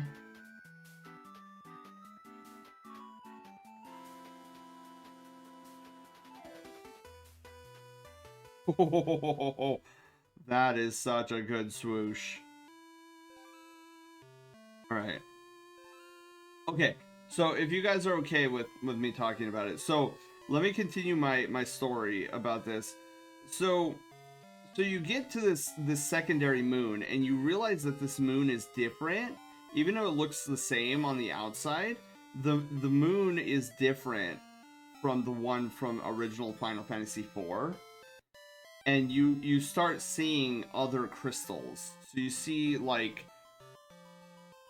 Oh, it's basically you wind up in a library of like differing crystals, and the party is immediately like, dude, what the flip is this? Like, why are there so many fire crystals? Why are there so many water crystals? Like, we only know of 2 water crystals, and here's like 6 of them, like literally right here. So at that point, you start to get really invested, because you're like, oh cool, this is the end of the world. And now we're running into like these different crystals that aren't ours. So if they're not ours, where do they come from? And then as you investigate these crystals, these monsters come and defend the crystals. And you get into these boss fights with these like guardians. And then you realize that these are bosses from Final Fantasies 1 through 3. So you're like, oh shoot, like what are these bosses doing here in FF4? Like, that's not right. And so you eventually like work your way through the ship, and you start piecing together that this ship is multi-dimensional, multi-universal. So they've already this planetoid has already been to the worlds of Final Fantasy 1 through 3, and it basically hints at like this ship, this moon-sized ship, has already decimated the realities of Final Fantasy 1, Final Fantasy 2, and Final Fantasy 3, and then we're kind of like on the next stop of this thing's warpath. And you're like, oh god, like this is crazy. So like now as the player thinking like, if we don't stop whatever is like doing this, then the next universe they go to is FF5, and then FF6, and then FF7. And it's like, oh, we need to stop this thing. So I'm thinking they're making a Sin card. Not sure what it does though. Interesting. Oh, that's right. I should probably read what I asked Panda earlier. I'm not sure who all's in it. I've seen Cloud, Terra from 6, Titus from 10. Interesting. I didn't see any 4, which makes me sad because 4 has the most ports.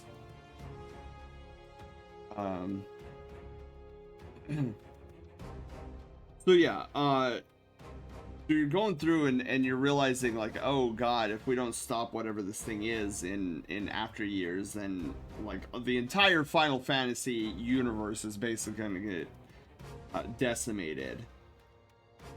And so I got invested in it. I was like, oh, this is kind of a cool concept. And I'm thinking, okay, if this is a multi-universal being, and judging by what I've seen with like Final Fantasy designs by the time the after years came out, I was like, oh, this thing must look very abstract, deity-like, because at this point Final Fantasy 13 had already been out, and some of those bosses in 13.1 are really crazy. Like, I really like some of their designs, so I'm thinking, okay, there's this celestial, so I was thinking Bayonetta style angel defender boss thing that is coming from like the heavens, and it's like, okay, we're culling these universes, and if they don't meet our standards, then we just wipe out their reality and start over, because that's the vibe I was getting. So I'm thinking this thing is going to be some kind of like crazy psychotic like upside down angel head in a mask, kind of like 16,000 wings, all of them metallic or whatever. And then you get to the final boss, and he's like, I am the creator.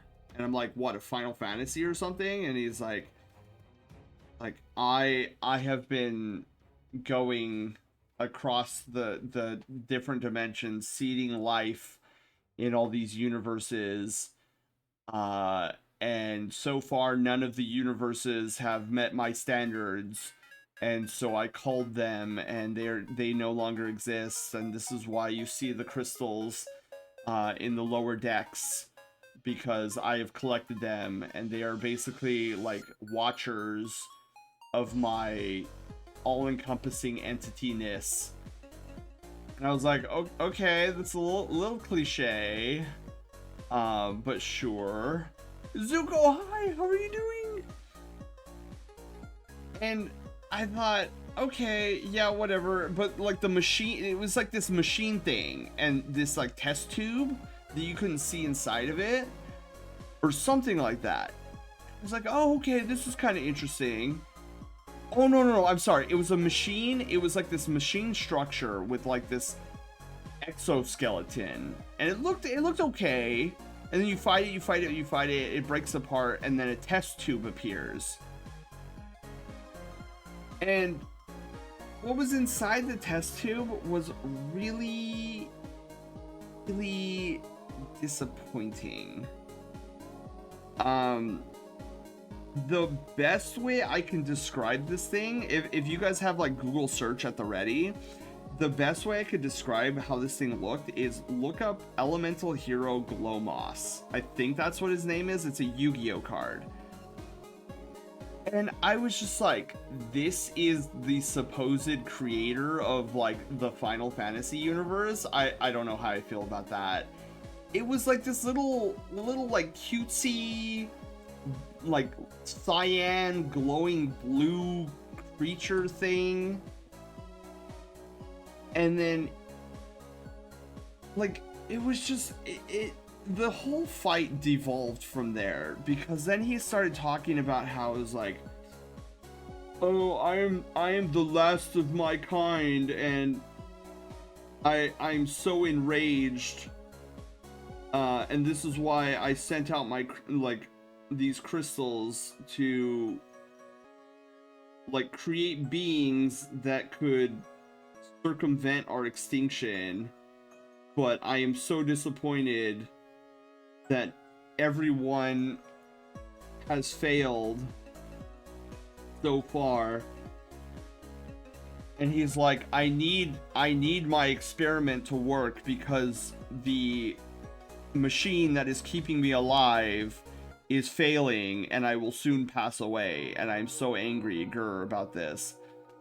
I'm like, okay, this is weird. And so you basically find out that this, at least for me, I'll say what I think in a moment. Hi, Esso.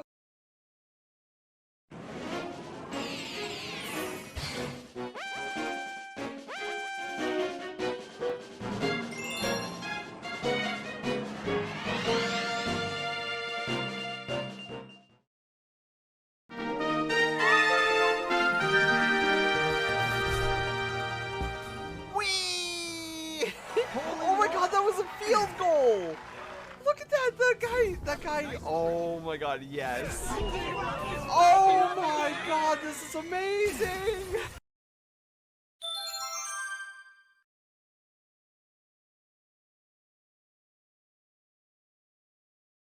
Oh my goodness, Esso, hello, how are you doing? Welcome on in. Hello, everybody. Demi, hi, how are you doing? How was it a vanilla Link to the Past run, or was it a randomized run? So we are doing art tonight. Pretty good. How are you? I'm doing phenomenally. I have a little bit of a scratchy throat, but I'm getting through it. We're working on Caster here. Since he won an art raffle from me last month. No, sorry, it is now February, so that would be 2 months ago. That's why Caster's in his little Santa hat. It was vanilla. I haven't played the game in several years. Ooh. How are you liking it as you explore it again after several years? Is it still sticking up to the standards? Because I'll tell you what, Legend of Zelda Link to the Past, my favorite Legend of Zelda of all time. And we're actually talking about one of my favorite Final Fantasies of all time. Well, a spin-off, sequel of my favorite Final Fantasy of all time, called The After Years. I don't know if anyone is familiar with Final Fantasy IV The After Years. But I was discussing my disappointment on how the game built up the last boss and then kind of fumbled the ball on the last boss at the same time. Good, it was my first Zelda game and I played a ton of it growing up, so it turns out I still remember quite a bit. Ooh, have you ever tried a randomizer before? Or would you ever consider a randomizer? Speaking of Zelda, we got one from Twilight Princess playing at the very moment in terms of our playlist.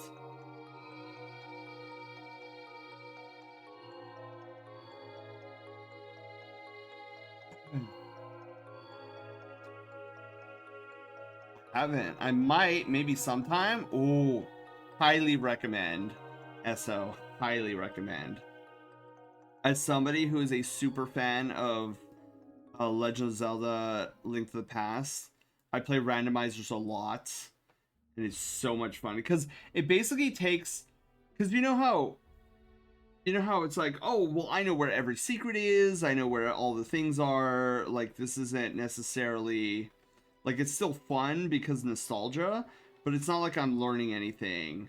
The randomizer is like a fresh take on A Link to the Past every time. Because you're like, okay, well, where are all these items? I know where all the secrets are, just where are they now? Super fun.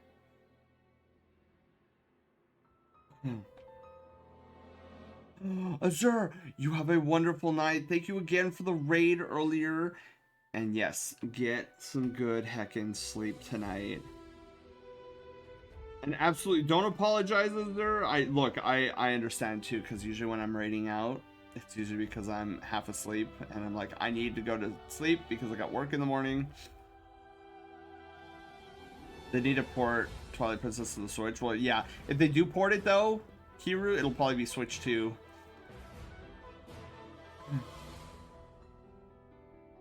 Five hours for my job. Yeah, Azure, you need sleepies. Your community is in good pobs. But yeah, getting back to my dislike of the buildup of the final boss of Final Fantasy IV: The After Years, which I should probably ask. So, do you have any intention? Because I don't want to spoil anything. Do you have any intention on playing the After Years, Final Fantasy IV: The After Years?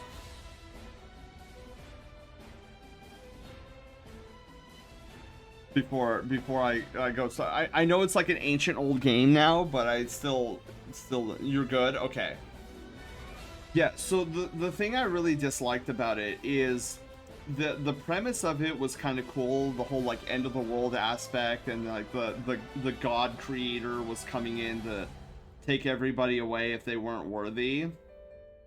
But as you progress through this fight, you find out that this guy shouldn't even be called the creator. He was just part of a civilization that created like the different Final Fantasy universes. And he basically admits to you mid-battle, like he was basically a janitor of the species, and he fell asleep. And when he woke up, his entire species was dead. So he was like, yeah, I don't know how to work any of this. Most of it's on autopilot, and I'm going to try to, like, resurrect my species by placing all this life in, like, these different universes. And seeing if any of them become us, basically. And I'm like, really? Like, you build up all this, and you're telling me that the final boss is basically a janitor who fell asleep and missed the Ragnarok of his species. I was like, that is very anticlimactic. Because I'll tell you what, the build-up, I felt the build-up was really good in that game. But then when I learned who he was, I was like, can we go back to the part where I didn't know who this guy was? Because... And then he goes into, so speaking of Legend of Zelda, by the end of this fight, he basically turns out to be like Zant from Twilight Princess, where he just throws like a giant hissy fit. And I'm like, this is so not becoming of a final boss. Frank from Janitorial is God's strongest soldier. Yeah, basically. I was so disappointed. I was like, could we go back to the point where I thought like the Rydia clone was the ultimate bad guy of the thing?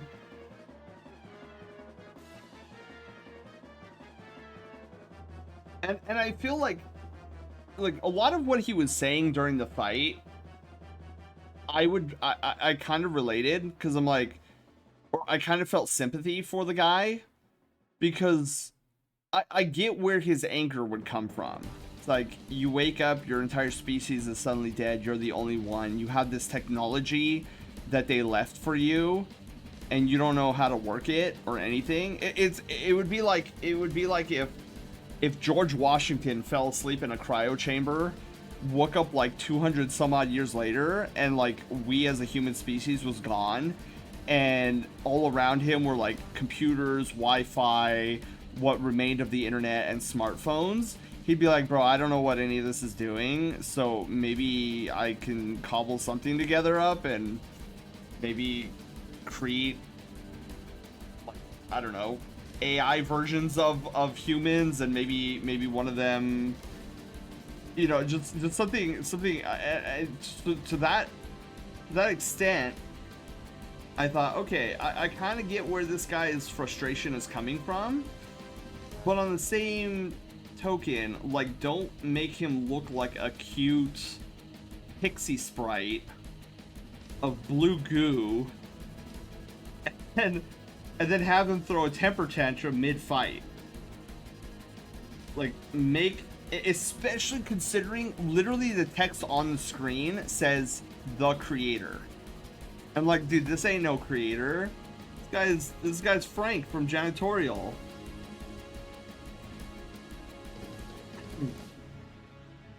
So yeah, that was my disappointment with FF4 the After Years. Godlike beings, yeah. Always battling godlike beings. I'm going a little off model here, but that's fine. But yeah, who here, anybody here play FF4 before? I know most people, when they talk about Final Fantasy, they're like, oh, Final Fantasy 10 or Final Fantasy 15, or sorry, 16, or Final Fantasy 7 Remake or Rebirth. And it makes me sad because like 4 is such a good one, and I feel like it gets slept on because it was on Nintendo systems for ages, and so those who moved on to like from Nintendo to PlayStation or Xbox, like it wasn't ever on those systems for a while. What am I doing here? My god. The swooshes are good, but the weight of the thing I'm using is not.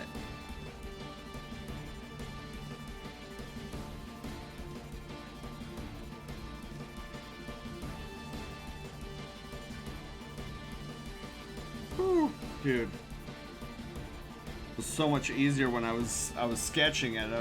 Big swooshes, perfect curves. Now I'm like struggling. Cultivator Light, the creator IRL. Basic, dude, Panda. Literally. I haven't played it yet. I'll need to reread our past DMs for a setup refresher. Yeah. And I highly recommend. Especially since you like 7 so much and other Final Fantasies. I'm like, dude, you gotta play my favorite one.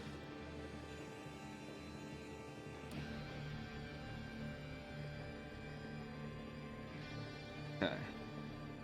We're swooshing down here. Back up. Ooh.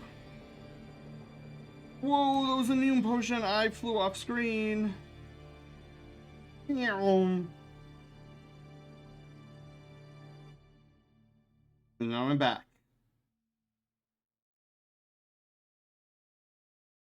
Let me this, do that. I'm in the hot tub. Yes. Yeah, thankfully the scratchy throat is doesn't seem to be getting any worse. I'll say that. It doesn't seem like it's increasing. It actually feels kind of like it's decreasing a little bit. So as long as I don't start shouting and losing control of my excitement, I should be a-okay. I was gonna say, are you guys excited that it's Thursday tomorrow? No, genius, because it's Thursday today.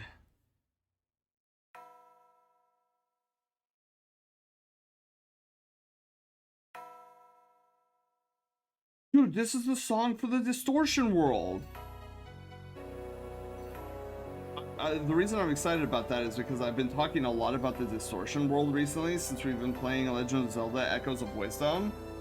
And I swear there's a segment of it that reminds me of the Distortion World. It's crazy. Real PSP setup is not a word, I know. Aquos, hi, how are you doing?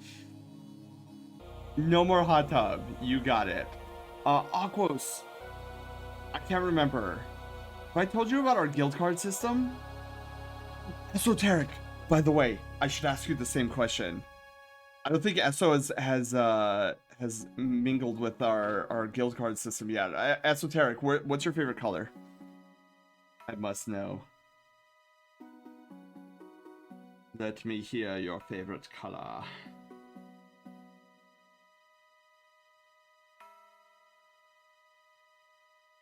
Right here. Nice.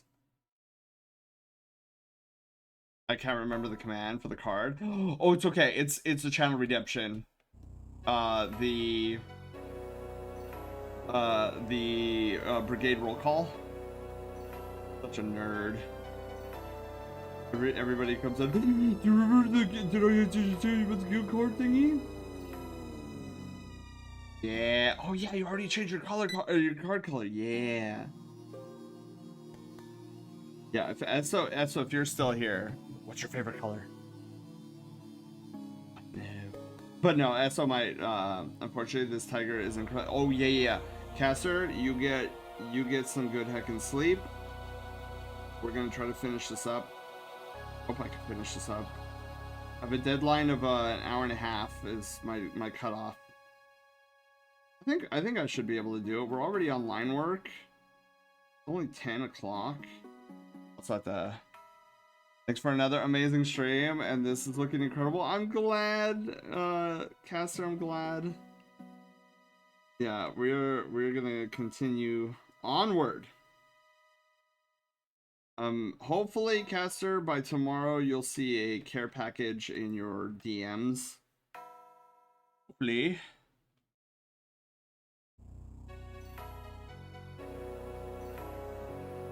You're amazing. No, you. Where's my Uno reverse card? No, you.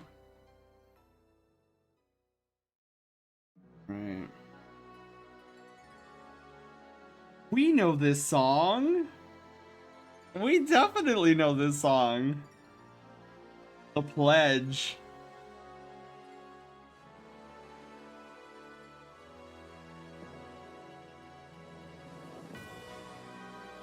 I always find it amusing when one of our Hallmark songs come on.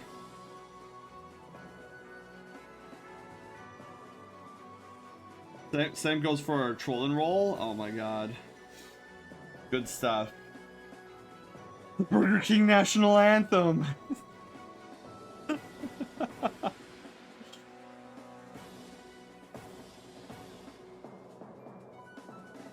Oh, good stuff, good stuff. Alright, where are we on this line work? I think we're almost done. I think we just needed stripes.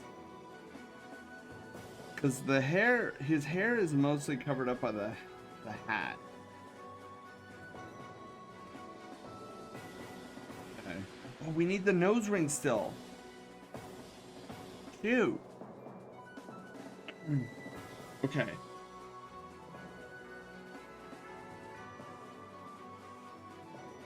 Yeah, I found out today. Dude, I got home. I started taking emergency and stuff like that. Not that I'm feeling sick or anything, but it's more like a preemptive approach. Because I found out that a couple of my students today came in with like high fever. They were coughing, sneezing, and I'm like, what are you doing here? Go get some rest. Couldn't believe it. I'm like, dude, if I was that sick, there's no way I'd be coming in. And I'm like, I better not catch whatever they have. And then my boss was telling me today that, oh, just keep an eye out. There were 2 students reported earlier to have a confirmed case of strep throat. You're telling me this now? Really? He was like, yeah, they came in today, and I was like, that's not what I want to hear. Luckily, I know what strep throat feels like now. So I'm like, okay, if I get that feeling again, I know exactly what it is.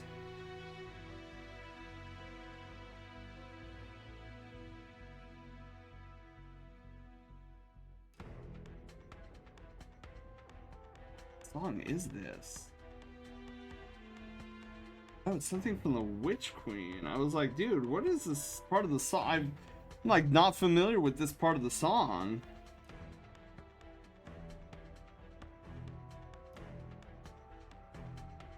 But that's another reason I didn't want to push myself tonight with our Art and Chill. is just because if I did interact with, well, first off, I interacted with at least one of the students that was running a high fever. I kept my distance. Didn't touch anything she was touching. Washed my hands profusely. But I don't want to I don't want to like push my body either, in case if it did interact with something today.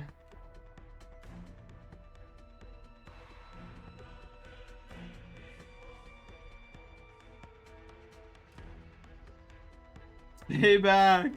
Stay back! Don't come any closer. Yeah, that's basically what I did too.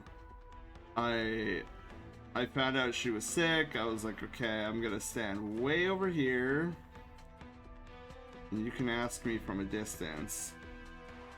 Luckily, she was all masked up and everything, so I'm like, okay, cool. That'll limit my exposure.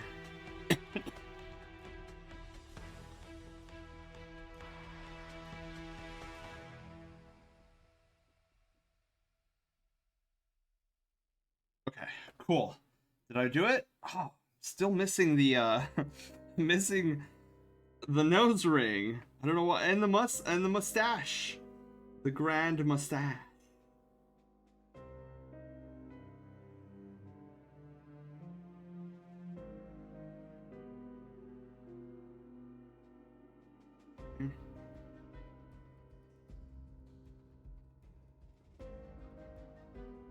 What? Let's go lower.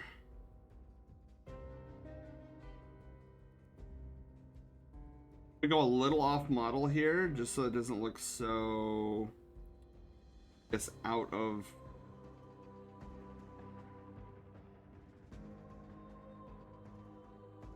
Oh. The outer one, that's always the harder. I was almost, oh. Okay, I can live with that. Being sick as a kid, unless it was really bad, Panda Dad would always make me go to school. Oh man. It's so unfortunate because, like, if the teacher gets sick, then you're really screwed. And I feel like a lot of parents don't kind of like understand that. And I get there's like a working aspect of it too, where it's like, oh well, I have to go into work today. I kind of get that. But it still kind of sucks for us teachers, 'cause it's like, great, especially with me. When I get sick, my God, I get sick. I have this horrible. My body has this horrible knack of contracting bronchitis. Every time, dude. Every time. And I could do a play-by-play of it too. Like day 1, this is gonna happen. Day 2, this is gonna happen. Day 3, this is gonna happen.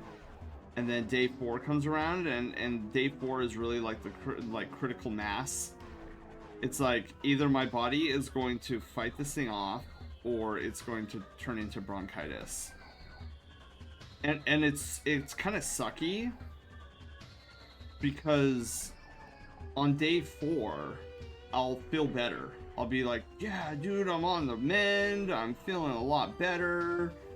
I'm on top of the world. And then suddenly day 5, if I don't feel 95% well on day 5, then it goes the opposite direction, where my health suddenly retanks. It's crazy. Ain't nobody got time for that, right? Nature high. Hey, Nature, I wanted to give you a heads up because I don't know who I've reminded and who I haven't reminded yet. But on this coming up Monday, I am planning a everybody who is in the gym challenge queue, I'm gonna try to get to on Monday. We're gonna devote an entire stream to all the gym challengers who have been waiting. Have them battle me. So you're on that list, Nature, so just to give you a heads up. Catchy! Catchy wa! Catchy, it's been a little bit since you've been here, so I have to ask you, what's your favorite color? I must ask. Yellow? Yeah. Okay, so Catchy, what I want you to do in chat, exclamation mark card color, all one word, followed by a space, and then yellow. So it's gonna be exclamation mark card color, yellow. Card color. Hard color. It's stuck in this cone. It's hard to see. Either or. Either one works, Catchy. Ah, now I'm free from the cone of shame. Yeah, color either way you want to spell it, it'll work. Yes. And then you should have gotten a DM or a Twitch whisper from Haywire just confirming that your guild card is now yellow. So Catchy, now what I want you to do is go into channel redemptions and locate the brigade roll call. And then look on the screen when you do that, specifically where the count up timer is.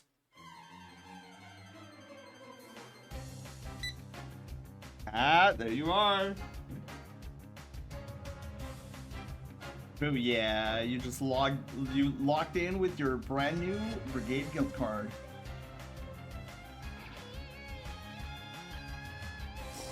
It's literally, oh Panda, I just hydrated. I'll do another one though. Okay. So cool for these cool stuff, Sen. Aw, thank you, Catchy.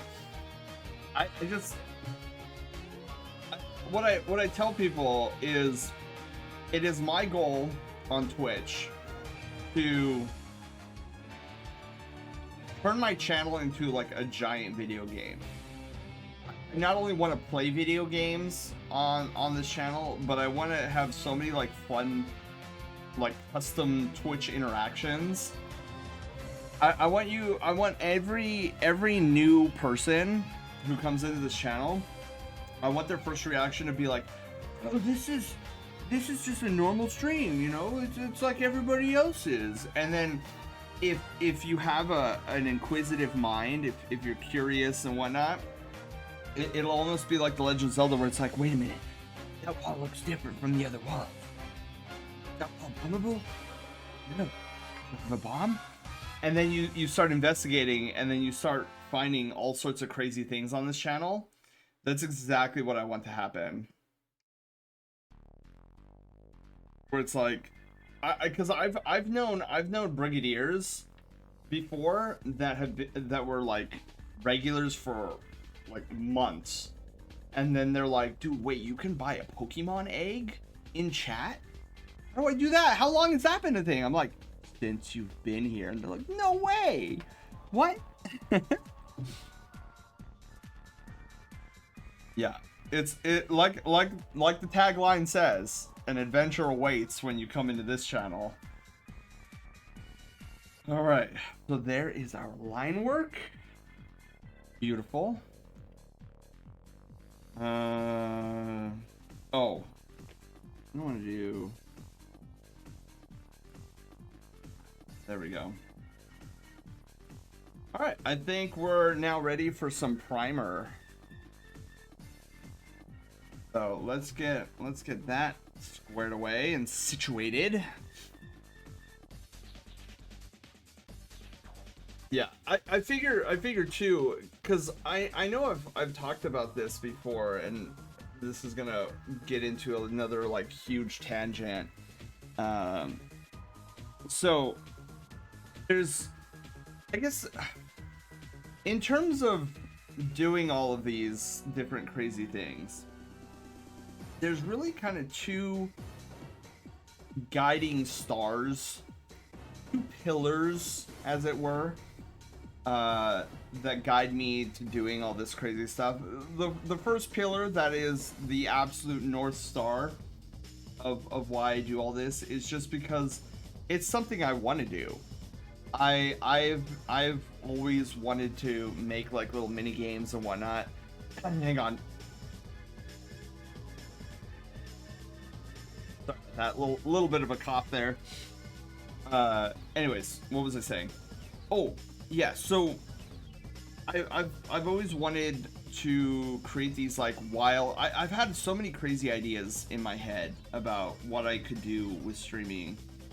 And it wasn't until I found the streaming bot Sammy that I realized that it's basically all possible. So, number one, I for a very long time wanted to make a channel that was all these secrets. But number two, and I don't know if you want to say this is a guiding principle or just like a byproduct. I feel like it's more of a byproduct than an actual pillar, but I can't deny that it's there.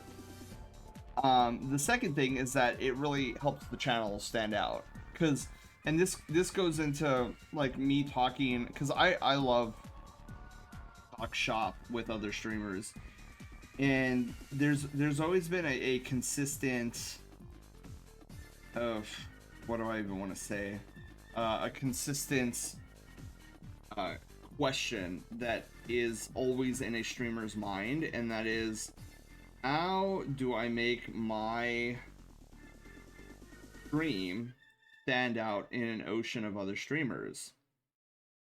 And it's actually one of the biggest questions that most streamers, especially those that are trying to get partner, that is on their mind primarily. Like, how do you stand out amongst everybody else? And for me, it just so happens that what I'm really into and what I want to do with this channel like makes my channel stand out by itself. And the cool thing is though, like, I'm not one of those types of streamers that will be like, oh, like, I'm not going to tell you what I use, I'm not going to help you, like, if you have a question about like how I do something, I'm not going to answer because that's like a trade secret. I don't believe in that. I'm very much a very open creator. I feel like the only way our community gets better is when we help each other. So I always love answering questions, and I make no concessions about letting you know, like, oh, well, how do I do this? Oh, I use Sammy. Like, oh, all this stuff is done by Sammy, and then I put all this stuff together. And these are like the OBS plugins that I use to make this all work. Keep your secrets. Oh, Catchy. Since you haven't been here in a while, Loaf Quest got a massive overhaul. Massive. Crazy. I mean, you could even see it from here. One of the things, Loaf's HP bar. Yes, he now has a working HP bar with shields. The blue underneath is his shield bar. So, Loaf Quest, we as players now can choose from 4 different classes to play in Loaf Quest. Like, I completely overhauled it. It is so cool. But yeah, so that's one of the things that I'm like really grateful for, is that like all of my crazy shenanigans. Well, the things that I hope stand out from my channel really is I hope I eventually become known for 2 things, like my kind and easily approachable personality, and like the other thing being all the crazy stuff I do on this channel. I don't necessarily want to impress like people with my wacky creations. I really just want to make a channel that you guys have fun in. Like I say it all the time, if you don't find entertainment and joy out of this channel, I would it would warm my heart so much more if, like, because I want you guys to find a home here on Twitch. I know that sounds kind of weird, but like a community that you enjoy, that you feel comfortable with, that you like the streamer, you like the content they bring. Because I don't know, I guess that's what I look for as a Twitch viewer. Is I'm thinking, okay, I've had a really bad day. I'm feeling really low. Which streamer is on? Which has a good personality? Which one can bring me out of this rut that I'm in and make the day a good day? And so for me, a lot of it is personality and interactivity. If I'm lurking, the interactivity doesn't really bother me much, but I am very much a chatter. When I put my Twitch viewership hat on, I am a chatter, and I won't shut up. I've actually gotten in trouble in a couple of streams in the past because I wouldn't shut up. There's a recent story, and I still kind of feel bad about it because, like, it was totally a misunderstanding on my part, I guess. So I think you're there already, to be honest. Sure, maybe not in a Twitch-wide aspect, yeah, but definitely in the places that know you. Take your freedom of choice, chat. I'm trapped in the basement, can't leave. I love it. Panda's always saying silly things like that. Especially, I always find it amusing. Panda's like, "What? I'm so surprised that Sen hasn't banned me." I'm like, "You're my favorite raccoon." But yeah. So here's a funny story for you guys. And it was like, it was totally my fault, and I feel bad. Because I guess I misinterpreted what they meant by backseating. So I was Twitch surfing one day and I found this VTuber. She was streaming obviously my favorite game of all time, Super Mario RPG, Legend of the Seven Stars. And so I was lurking for quite some time, and she was fighting a particular boss. I can't remember what boss it was, but she was having some difficulty with it, and I didn't say anything, and I was just watching her. And then she finally beat the boss fight, and I like congratulated her. I was like, "Oh dude, you did it!" Toxic Mod, I've always enjoyed being here. I like my Goober Blue Fox Captain. Yay! Yay! Yeah, so she had finished off the boss, and I was congratulating her. I was like, "Oh dude, that was epic. Like, you really nailed it. Good job." And like, I did see that there was a no backseating tag on the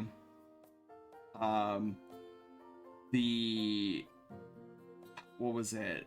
The you know, the Twitch tags. And it's interesting because I guess I never really, until that moment, I never really understood like the scope of what no backseating could be. So again, completely my fault. So I told her, "Oh yeah, like that the Geno boost that you were doing, the game doesn't explicitly tell you this, but like the defense up buff, it provides a 50% damage reduction. So it was smart that you used it, since like this guy's attacks, obviously, you saw, were like really hard hitting."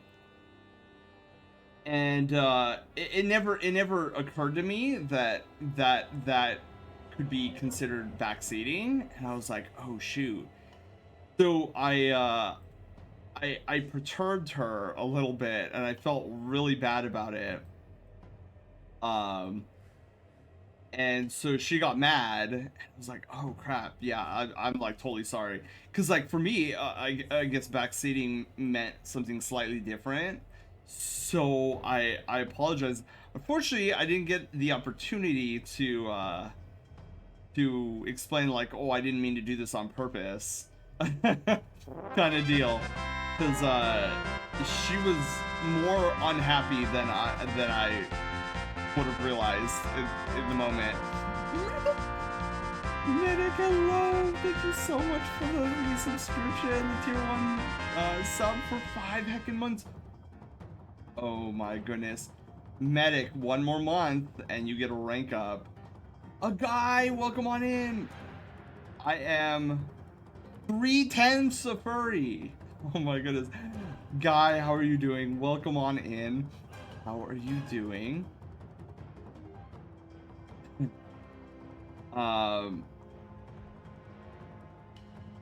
Yeah, and so that was an interesting. So I found out later because I inquired around because I wasn't quite sure like how bad my offense was, so I like searched around. I was like, okay, can somebody tell me the definition of backseating? So I asked a few friends, and I was like, what's your definition of backseating? And then they gave their answers. Prior to this moment, my definition of backseating is that like somebody in chat is telling you what to do and like spoiling story beats or puzzles to things that you want to try to solve yourself. And it never occurred to me that backseating could also theoretically could also encompass like you giving information about a move that has been used on multiple occasions by the streamer, right? So I was like, oh shoot. I began to acknowledge furries more. Oh wow. So guy, just me being curious. So prior to acknowledging furries more, were you of the disposition that it's like, oh, furries are weird or like they're freaky people or something like that? So I was, and if you don't want to answer that, that's totally fine. Like I don't want to put you on the spot, but I'm a very curious individual. So I always like to hear tales such as yours, where it's like, because we've had like several people who are also now part of the Brushtail Brigadiers, who started off as like, oh yeah, dude, I started out as like a furry hater and I thought they were like freakish people and oh my god, and I used to hate on them, and then they're like, yeah, now I'm like, now that I understand them a little bit better, I'm like, oh, they're kind of cool, you know, they're not as bad as I thought.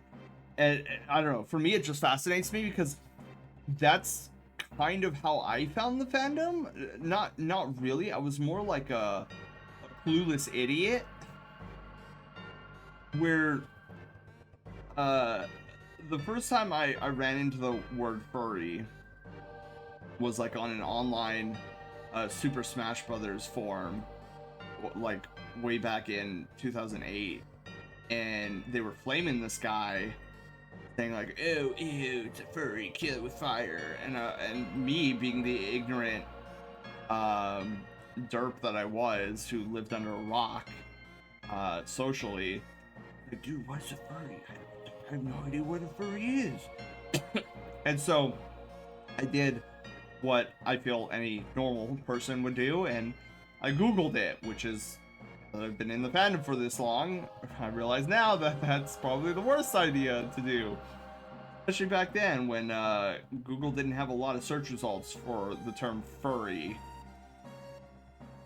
And yeah, so like the responses I was getting was like, oh yeah, furries are mentally depraved and all that jazz, and they need mental help and whatever. And so I was like, oh, I wonder if furry is a bad thing then. I wonder if it's like one of those like new age slurs or something that you tell somebody. And I was like, oh, maybe I shouldn't use this term because I think it might be bad.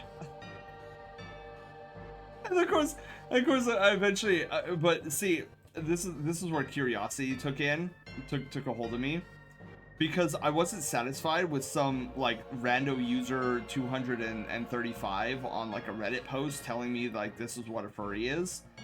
I'm like, I'd rather, like, I understand that random user 235 has very strong feelings toward this term furry.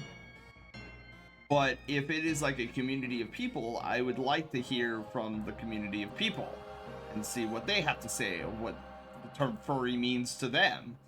So that's what I did. I was like, okay, I'm gonna go to Second Life and I'm gonna like interact with these furries.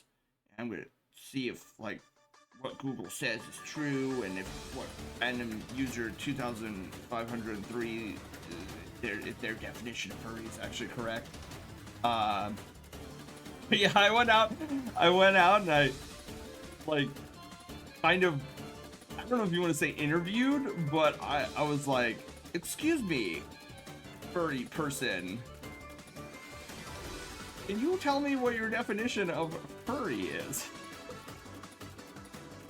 And so then they told me, and they're like, oh yeah, dude, I got into fandom because I really liked the art style of it, and I thought it was really cool, and the idea of anthropomorphic animals was always a fascinating thing for me, especially since I grew up on a lot of cartoons and whatnot.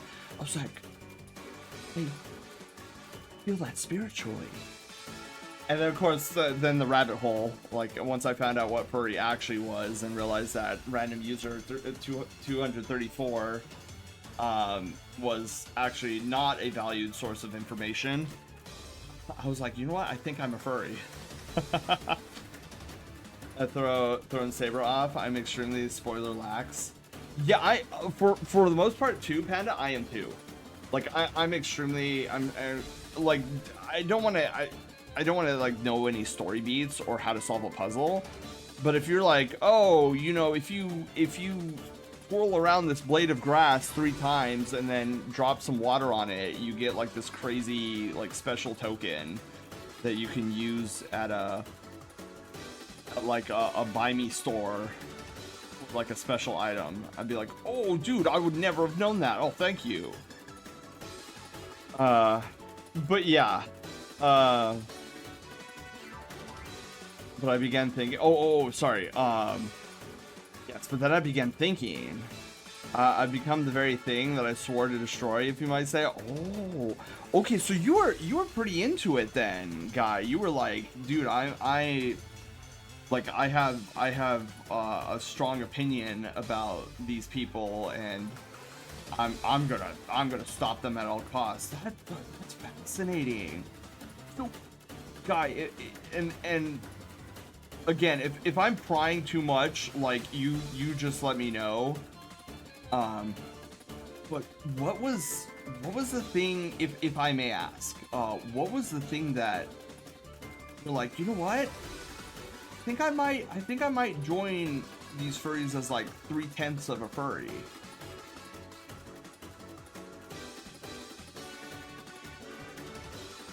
Because it's super cute, because it's interesting. It's like the people that know of the fandom, I feel like a vast majority are either A, already part of the fandom, or B, those who are like, I am going to end their existence in some way, shape, manner, or form.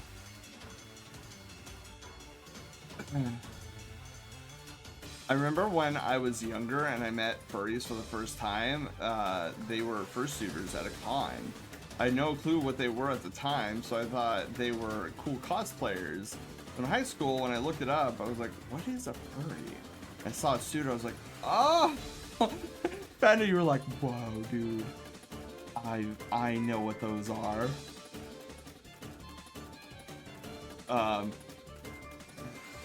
Over from being an anti-furry, yeah, and it's really I mean, I understand there are like weird aspects of the fandom, but like it's kind of cool. It's kind of cool when somebody realizes like, oh, the entirety of the fandom isn't necessarily a bad entity.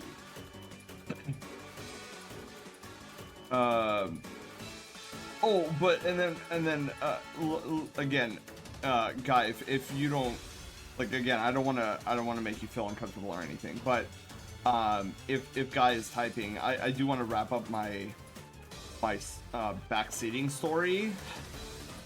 So yeah, I may have done an oopsie on that part, and I didn't realize that I would have made her so upset at me, and I was like, oh shoot, I'm like really sorry about that. So yeah, I found out, I found a broader understanding of what backseating actually encompasses.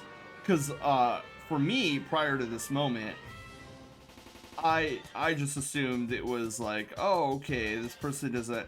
Because like it wasn't that I was necessarily telling her like, oh, you need to be using Genobeam. I was just trying to be helpful and be like, oh, hey, like I've seen you using this move for the past hour, and like want like a little understanding of what it does. Like this is the exact number. It's like she already knew, like it raised defense. I was just like confirming that, oh hey, you know, like this is the exact amount it helps your defenses. And so yeah, and so I'm like, okay, a brand new world has been unlocked to me. So going forward, from here on, as a Twitch viewer, I'm definitely going to inquire first before dropping my knowledge bombs on streamer. With all my useless Super Mario RPG facts that I have. Case by case, really. You kind of just gather the vibe. Yeah, and I definitely misjudged the vibe. Needless to say, I didn't stay too much longer after that moment. A, I felt really bad, and B, I was like, oh, maybe this isn't the type of community that I like to be around. But yeah, that was my funny and silly backseating story that happened to me recently. Oh, but that's what I wanted to cap that off at. Dude, I now have a better understanding of why some chatters come into the stream, and when they say something, like they say something they think is gonna upset me, why they constantly say sorry. Like, now I get it. And I was like, oh, okay. Yeah, I definitely understand a lot better now why sometimes we get new chatters and like, oh, I'm sorry, I hope I don't bother you, please don't take offense. Now I get it. And it's like, I always suspected that it was there on Twitch, but to be the brunt assault of it, I was like, I now understand.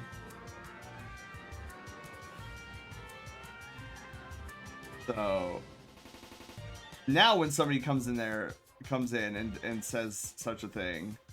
Oh, I'm sorry, I hope I don't offend you. I'm like, offend me? Never.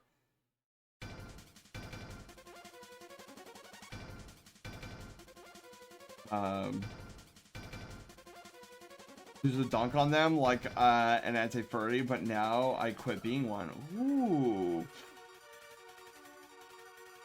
So, Guy, do you, how do I want to inquire about this? So you say you're three-tenths a furry. Does that mean maybe you have a character? Like, have you made a character for yourself, or is that something that's like, like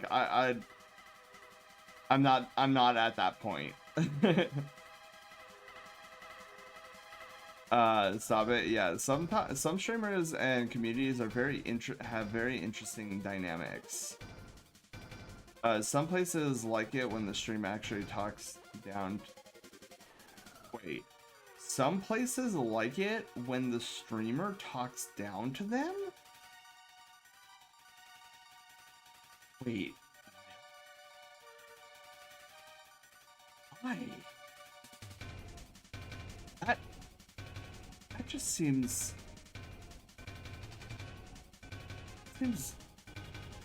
unusual to me. Huh? Welcome on in.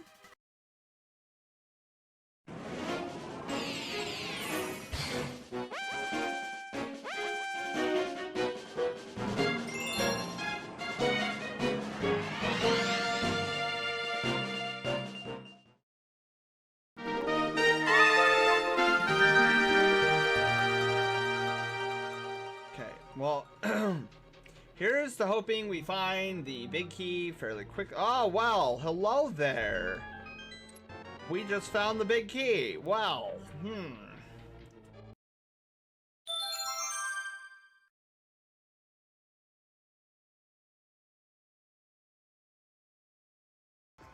Doggo, hello. How was Destiny 2?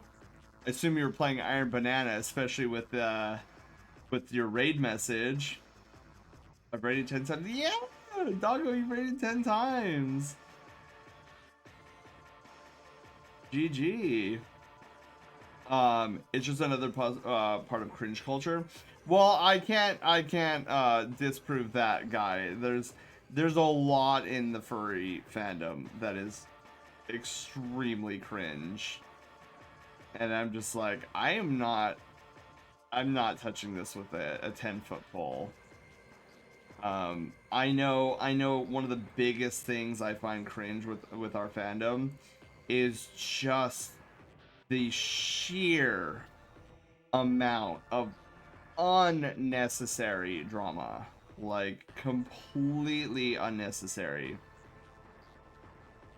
I don't know how many times I've had to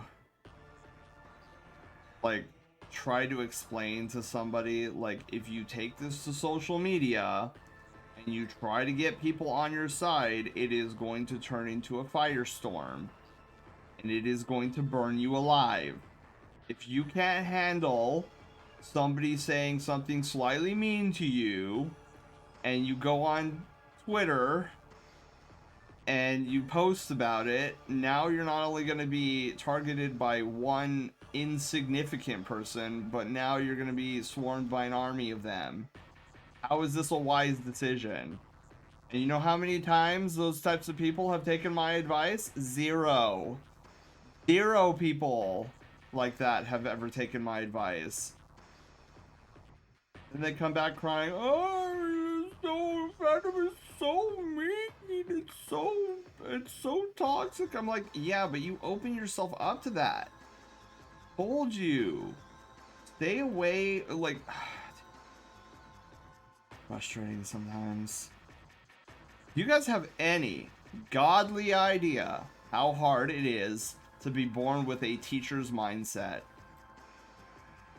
Because you know, you have the knowledge and the tools to help these people, and you tell them exactly how to avoid the inferno that they're walking into, and then they walk into it anyways. And as a teacher, you're banging your head against the wall, and you're like, dude, I flipping told you. But you know what? That's the hardest part about being a teacher. Is sometimes people that you try to instruct just have to watch them fall into the hole and face plant into the dirt. Even though you warned them, you're like, dude, there's a pothole in the floor. Don't fall into it. Oh, shut up! You have no idea what you're talking about. And then they fall in the pothole, and then they get a bloody nose, and then they start crying, and I'm like, being a teacher can be so difficult sometimes. Because you know, words. That's the frustrating thing.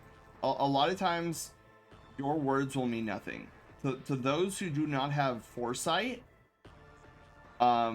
They have to experience these things firsthand. Because like no matter what you do and how you say it and how you try to warn them, they will not believe you until they burn themselves on the burner.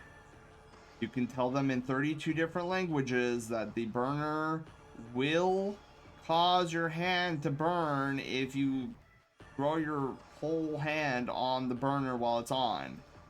They'll be like, no, you don't know better. I know what's best. And then they'll put their hand on the burner, and then they'll feel the sizzling of their hand cooking off. You're just sitting there like, I told you this months ago. And I'm like, I don't know what sympathy you want from me. I warned against this. Here we are. Exact situation, how it played out, and everything. That's the funniest thing. Like, I won't just tell them, like with furries, I won't just tell them, like, okay, this action's gonna lead to this, or like, if you don't stop, then you're gonna get flamed. I'll actually go like 32 steps ahead and be like, okay, then once this happens and this happens, then this will happen, and then you'll get upset, and this is how you'll feel, and then this is who you'll blame, and then this, and this. And then when it comes to pass, like I get looked at as though I'm a god. They're like, how did you know this? I'm like, well, it's not that hard. You just gotta read the, like, just look down the pathway. There's literally a sign down the pathway that says this is what will happen. It's not that hard. Shinobi, you have a wonderful night. Thank you for being here, and thank you for the sub earlier. Some rage, but played with a friend, another clan for a little, and it was good time still. Ooh, did you get any new weapons? Bungo Forever is, oh, it's not perk weighted. Oh no. I like a monkey OC, but I don't know why nobody has a monkey persona. You know, I've thought about that too, Guy. It's like not a lot of people are monkeys. I do know of one friend named Quent. He's a monkey.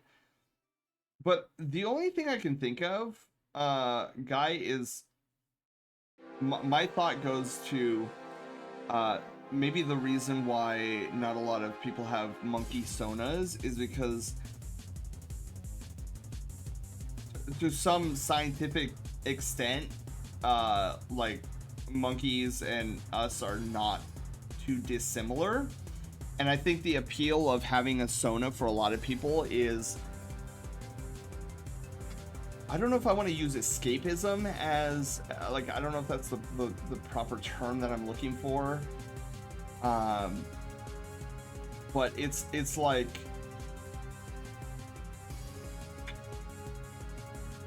it's like the idea of wanting to be like more of a cartoon character that is drastically different from who you are, physically, I guess. So that, again, that's only a theory of mine on why there's not more monkey sonas, but like the ones I've come across are like really cool. They're also like, funny, most of them that I know are pretty party animals too. to like go to room parties or whatever. I'm like, I'm flipping going to bed.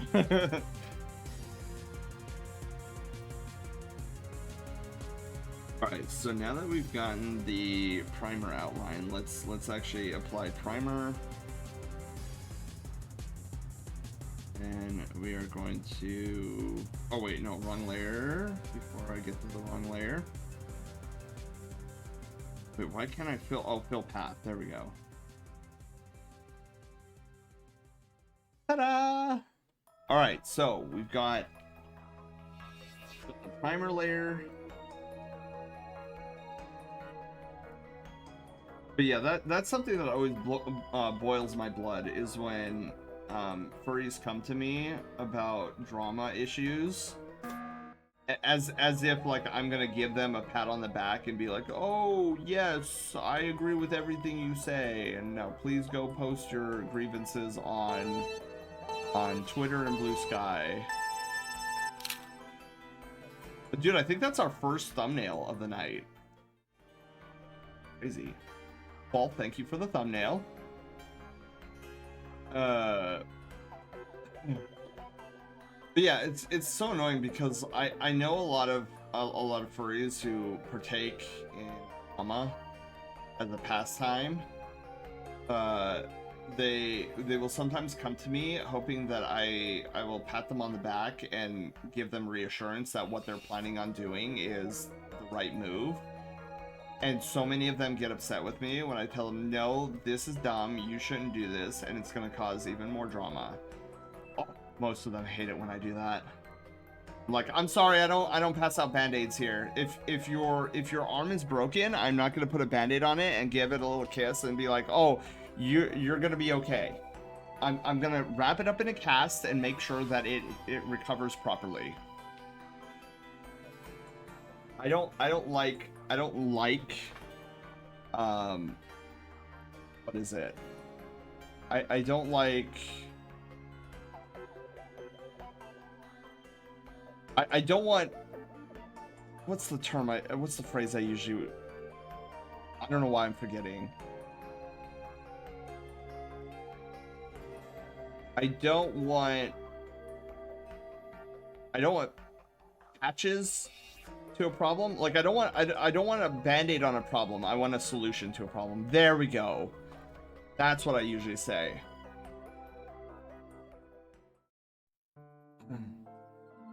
Such a mood. That was me in Indebted Kindness. Took forever. Just depends. Since your persona and character can be any animal you want, so options are vast. Usually canines, dogs, or wolves, and then foxes are the most popular. Usually because they resonate with a lot of people, especially wolves. And I feel that like this goes far beyond the furry fandom too. It's like, think about it. Early humans domesticated wolves into dogs, and now like we all have dogs. Cats are another big one. So yeah, I think there's a lot of truth in that statement, Panda. Yeah, I want a solution. I don't want something temporary. And when people come to me and you can tell that they're looking for just like a little band-aid.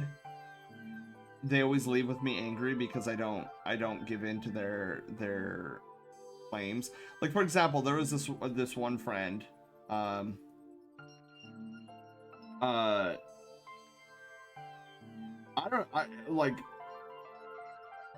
think he might still stream, but I actually don't know. But he was the architect of this mass drama in the oops, that is not the right. Oh no, that's the right one. Never mind.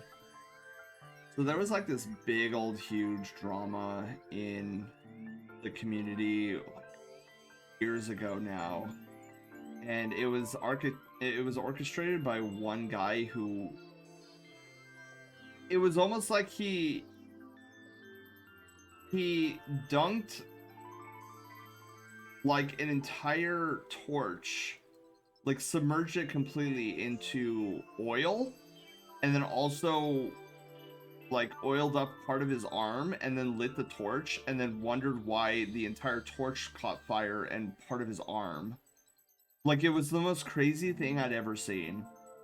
Because the night before, he decided to go on his social media and like rant and crash out and give like all these names of these people that he had beef with. The night before, I literally pulled him aside and I was like, bro, you should not go through with this. You're gonna wind up alienating yourself. You're gonna have to deal with more drama than you've ever dealt before in your life. And the easiest, simplest thing to do would be to talk with this other party, because it was basically like 3 people were involved. It was him, and then the two people he was arguing with, which it was a dumb argument to begin with. It said what you need to do is you need to go into a DM with them and talk it out. Like, you need to apologize, they need to apologize. They're ready to move on. Like, this I already knew, but it was him that was like he kept bringing it up. And instead of talking to them directly, he would send his little minions, and they would like be messenger pigeons. Oh, he said this, and he wants you to do this and that and the other thing. I'm like, bro, don't send your little messenger pigeons. Talk to them directly.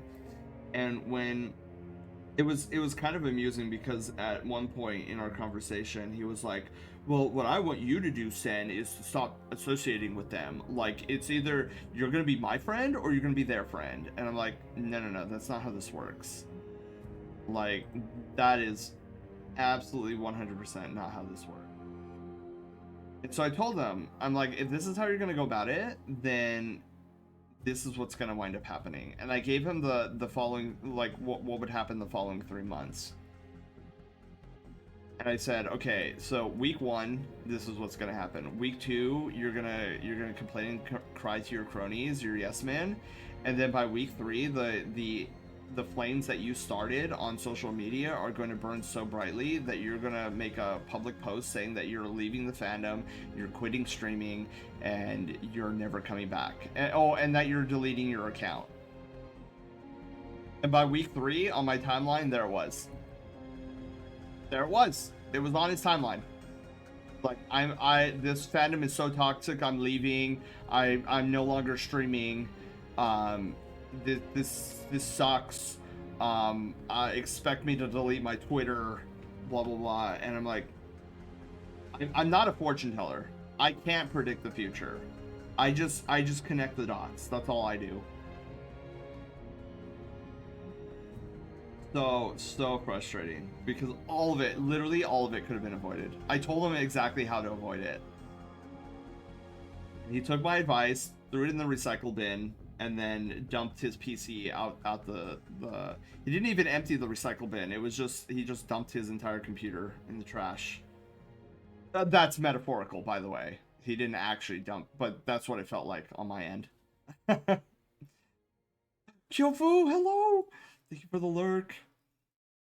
Okay, so let me actually look at. Oh, where do I want to start? Okay, we'll start with the blue. There's okay. I have all the markings. So yeah, it's kind of unfortunate, and I think too, I think the fandom. Well, actually I don't know. I don't know if I'm in the position to talk about this, just because like I curate my social media so much that I don't like the second drama hits my timeline. It's like, all right, are they gonna knock this off, or do I have to like mute these people? So I was gonna say, it seems like in recent months, the drama has waned on social media, but then again, I can't properly say that because my social media is so curated. I just don't deal with drama. And that is a recommendation I have for everybody here. If you follow people that have consistent drama on their timeline, it's not worth hanging around. I'm just gonna say it. I don't deal with it well. It's just like there's enough chaos happening out in the world that's like you don't need to come onto your timeline and just hear a bunch of negativity. Like, don't do that. I mean, if that's something that you want to do on your timeline, like, by all means, I'm not gonna be like, oh, you're a bad person for doing that, but just make sure that your mental fortitude can withstand like having that much negativity, like you interacting with that level of negativity on a day-to-day basis. I know for me, I couldn't handle it. I'm a very anxious person, and I'd rather like not add unnecessary anxiousness to my my well-being, I guess.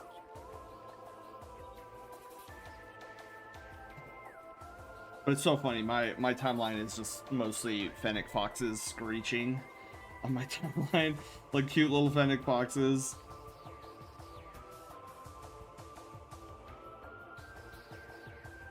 But yeah, moral of the story, if you have beef with somebody online, please do yourself a favor. Take it to private DMs. And don't, please, also don't use those DMs. Don't be like, oh, I'm going to use these DMs to try to get them to say something and then I'm going to post it all over social media. Handle it with a certain level of tact. Like, I don't care how badly you dislike a person online, please handle it with tact. Because, like, if you can't handle some rando, like, giving you beef, then you're not going to be able to survive a tidal wave of people doing the exact same thing to you when you make it public on social media.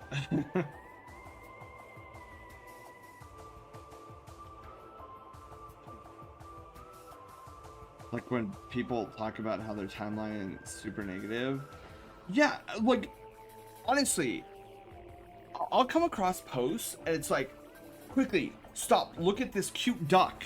Stop your doom scrolling. I'm like, why do you doom scroll? Why do you do that to yourself? I just don't get it. Like, I try to surround myself with things, and again, I'm you know, there's like the whole like, oh, well, are you part of like that toxic positivity thing? I'm like, no, like, I am not gonna sit there and not be like, oh, the bad stuff isn't happening. Like, I'm not gonna sit there and lie, be like, oh yeah, no, everything's great. I know, life can be hard at times, but it's what do I curate? What do I surround myself with? Am I surrounding myself with negativity? What are my limits? Like, how much negativity can I absorb before I'm like, I can't deal with this anymore? And so knowing those boundaries, it's like drinking, right? Like, you gotta know when to turn off the tap. You're a lightweight, okay. There's nothing wrong with being a lightweight. You can't hold your liquor all that well, okay, to just have a little bit of it.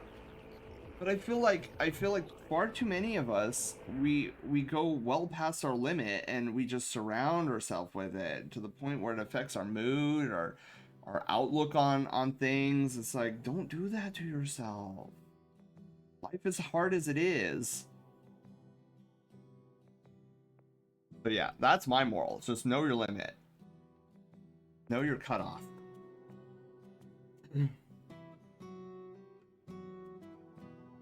It's like, if you're coming home and whatnot and you're constantly in an anxious mood, like, my suggestion is like, let's start curating your timeline.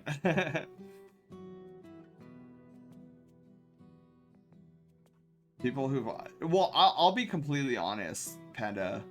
Like, my understanding of toxic positivity is muddy at best. Like I don't, I've heard people talk about it, and I'm not sure I understand what it exactly means, what it entails.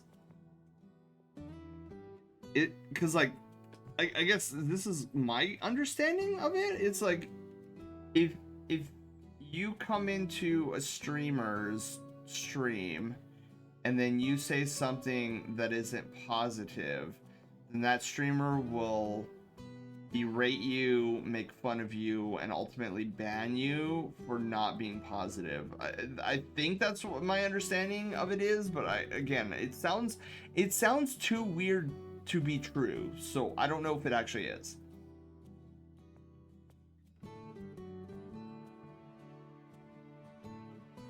Glasses are small, yet they see the entire world through them. The biggest thing you could see is always what you put in front of your face. Yeah. I feel bad for a lot of people because like it seems like they immerse themselves with stuff like that. Gold! Oh my god, Gold, it's been a while! Oh my god, thank you for the tier 1 sub for 8 heckin' months!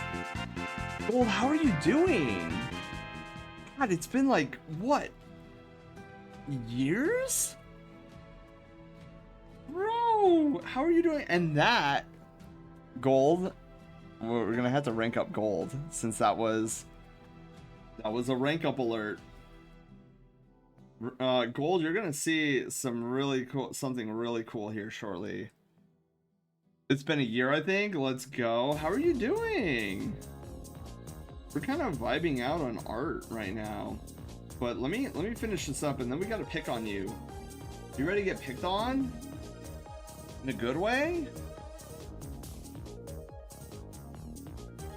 It's coming out great. So as you can tell, we've done a lot to this channel.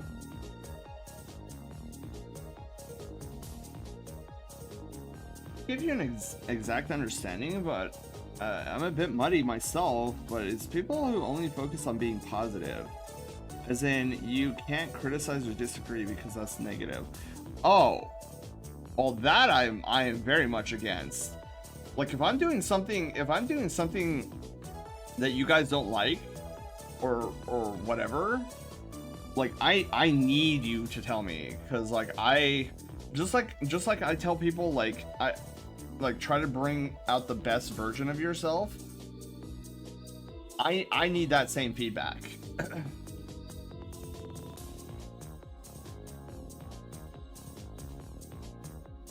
Like absolutely.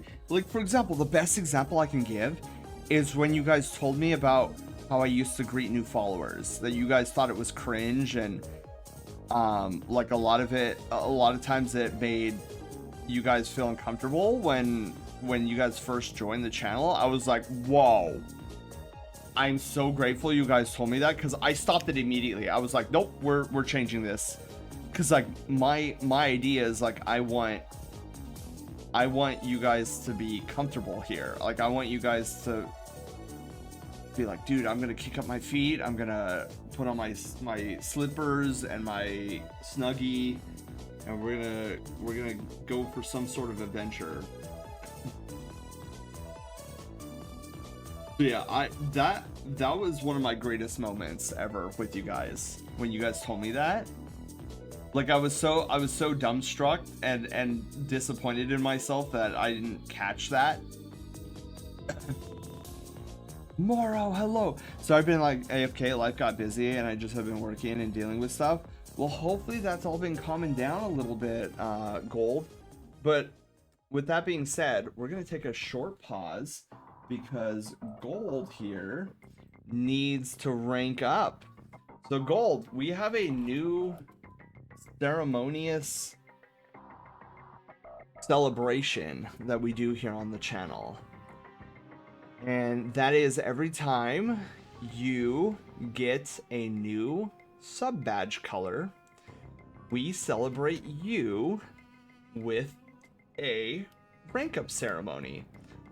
So are you ready, Gold? Because I'm going to need just a tiny little bit of participation from you. So let me know if you're ready and we can get that celebration underway. Let me get it set up on my end. You are perfect. Is like added to my thousands of fandoms. Oh, so you're part of thousands of fandoms. Dude, that's a lot of fandoms. Guy, just make sure that you're managing them all, like emotionally, mentally, because like being in that many fandoms, I can imagine, can be a little taxing sometimes. So just as long as you're managing well, that's all that matters. All right, let's rank up gold. So let me get your name gold. Luckily, Haywire copies it for me, and then I copy and paste it right here. So everybody, let's get our hands together as we take gold to the inner sanctum.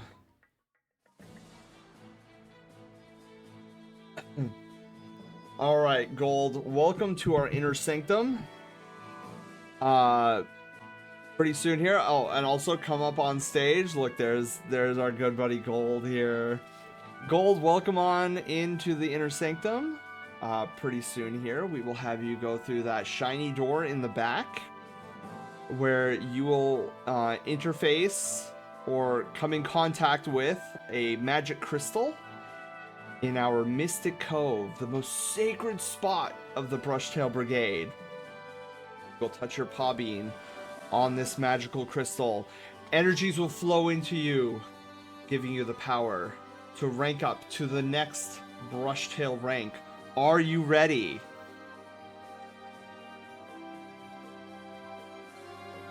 We'll see if Gold is ready. This will be Gold's first rank up, by the way. So get excited for him. All right, Gold, what I need from you is in chat, you type in ! rank up, all one word. We will see you on the other side.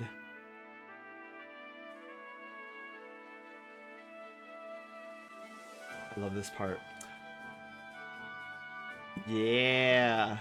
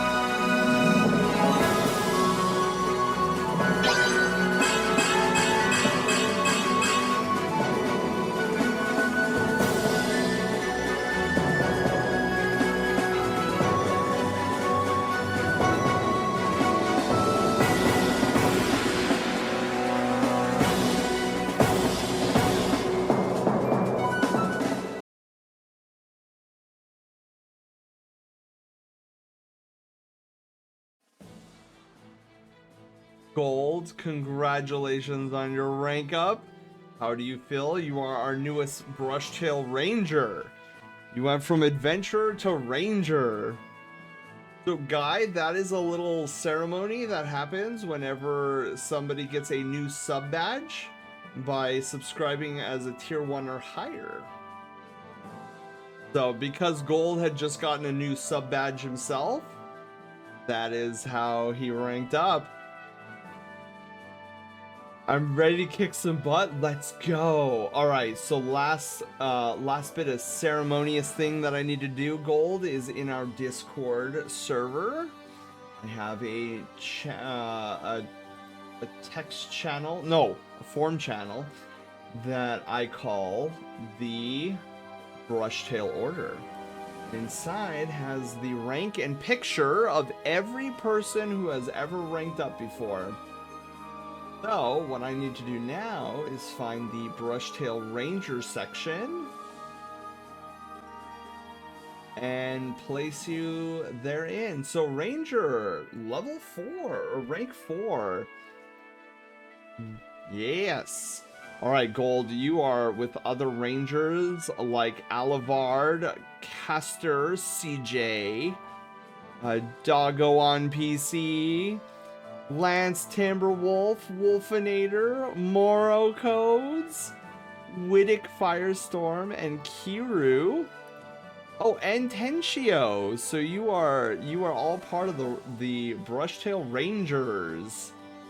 One could say you guys are Power Rangers. But yeah, congratulations, Gold. That was your first rank up. I hope you enjoyed it.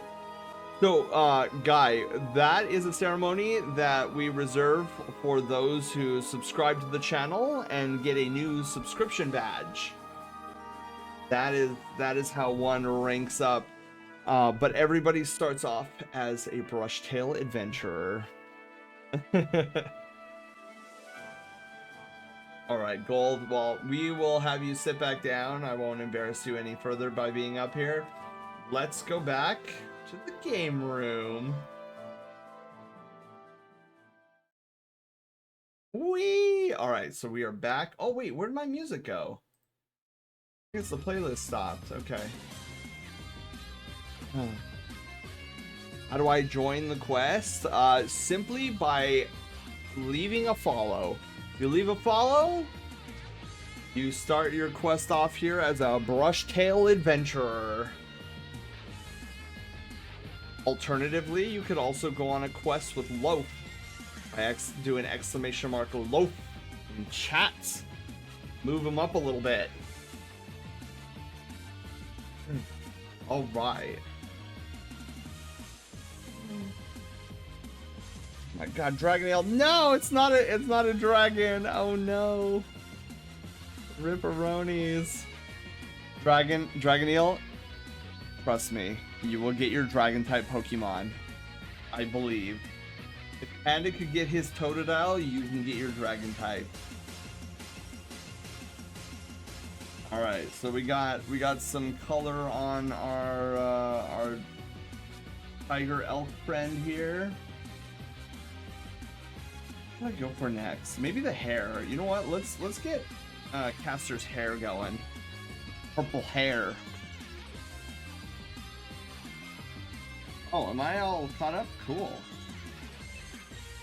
I have a lot of fandoms. So do you browse those fandoms frequently, Guy? Oh, I like this song.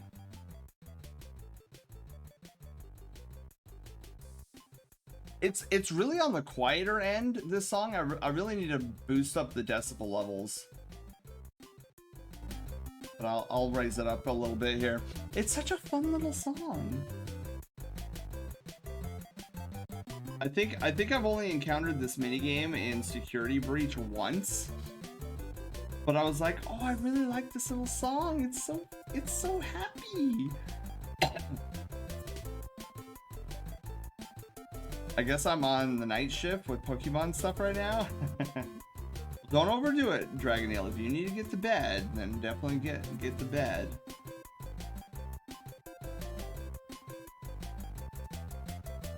I will say, Caster, if you're watching the VOD, also this is a VOD. You don't need to post in chat because it is just a VOD. You have no idea how many times that's happened to me, by the way.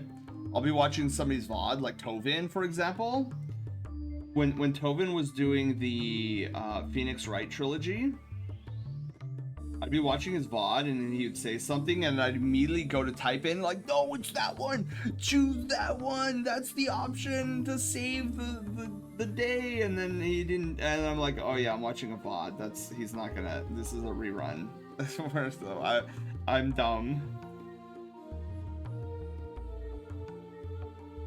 That happens to me all the time. Yeah, it's crazy.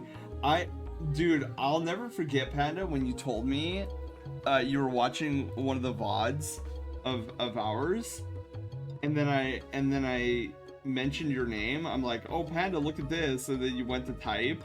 I'm like, oh, this is just a VOD.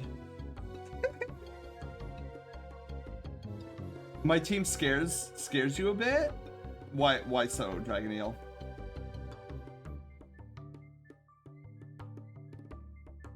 Oh, Blue, you got a what is it? The Paradox Pokemon. Interesting. Oh, one of the things, Caster, if you're watching the VOD right now, oh, maybe I don't need to change it. Nope, I need to change it. I am changing your eyebrow color. I highly discourage ever using pure black as a color. So I usually like to go with a dark charcoal gray. And the reason being is you want, if you're dealing with line work, you don't want the color blotching out the line work. So this is why I always tell people, like, never use solid black in your coloring. Now, if you're the type of artist that does lineless work, like doesn't have any lines, then using a solid black will be fine. But when you're using line art as a part of your drawings, don't use solid black. So, Caster, you can say yay or nay to this later, but I am electing to make your eyebrows a little bit of, like, not pure black, but rather a charcoal color instead.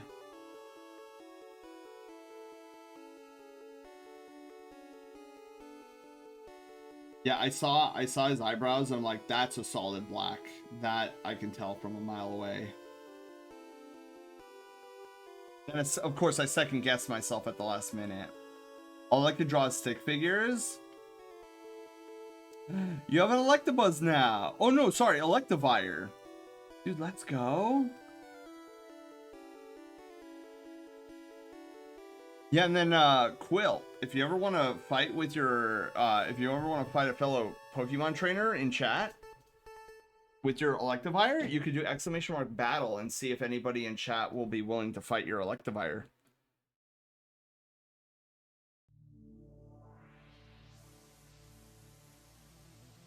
Yeah, I thought we were gonna be further along with Caster's piece.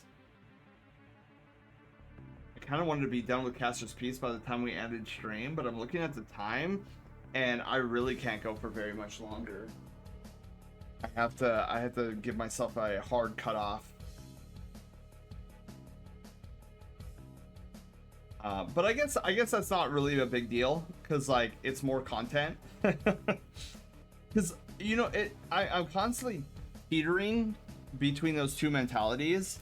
Like part of me is like, dude, I want to get through my queue. I don't want to keep you guys waiting on me, right? Because we only do art once a week because of my schedule. But then the other part of me is like, but content. This is great content. And I know you guys don't mind the content whatsoever. Go fly over there and tie a comfy PJ box in his bed. I believe it too. Content. Yeah, and you guys, I should honestly like rely more heavily on your faith in the patience department, because sometimes I look at the queue and I get bogged down with how big it is. I'm like, oh crap, they're waiting on me and whatnot. But then also I remember like, hey, they're excited to see their piece on stream. Like they will 100% wait. And then I have to ask myself, would you wait if a streamer was like, I'm doing free art of your Sona, and it's like art that you really like a art style you really like? I'd be like, heck yeah, dude, wait. I will wait years if I have to. So I think I need to get better at that mentality. It's like, you guys are not gonna grill me for pushing a piece back a week or so.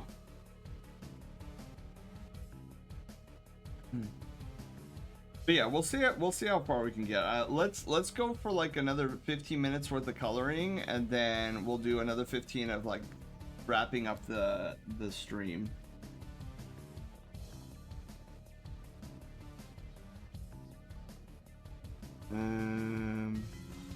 It is very interesting to me that Caster's nose is like a powder charcoal color, which is vastly different from the eyebrows. Usually like the eyebrows and the nose are relatively the same color. Listen, I'm not artistic at all. Like when I start commissioning someone for emotes and stuff, I will gladly wait months. It means the artist's heart is put into it and comes out good. I feel that. I feel that, Quill. I do the same thing. Like I have no issue waiting. But on the same token, oh my god! Gold! Thank you for the 5 tier 1 gifted subs!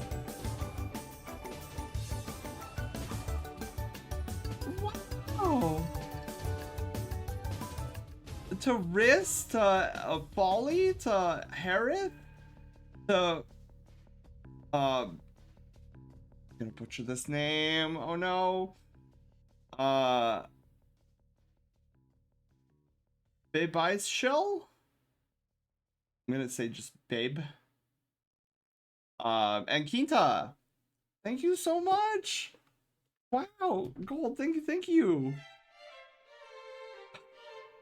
You're way too generous, Gold. You haven't been here in so long and you're dropping like community sub bombs everywhere. Jeez. Thank you. You also have to have the reputation of, you know, finishing your work, so that adds to people's mind not minding the wait. That's true, because like and Panda, you bring up a point of like how I work. So whenever I accept an art mission, I guess, if you like, I guess let's not sugarcoat it. Like even the 1 hour Persona sketches that you guys redeem, is a commission for all intents and purposes. I am not the type of person that will be like, oh, this is just somebody that I've got to get through, and like the piece that I'm working on is just something I got to get through. I imagine whenever somebody commissions me, I always imagined, and I still do to this day, that it's not like, let's say Quill, for example. I'm gonna pick on you, Quill. Let's say Quill commissions me. In my mind, it's not Quill commissioning me. It's me commissioning me.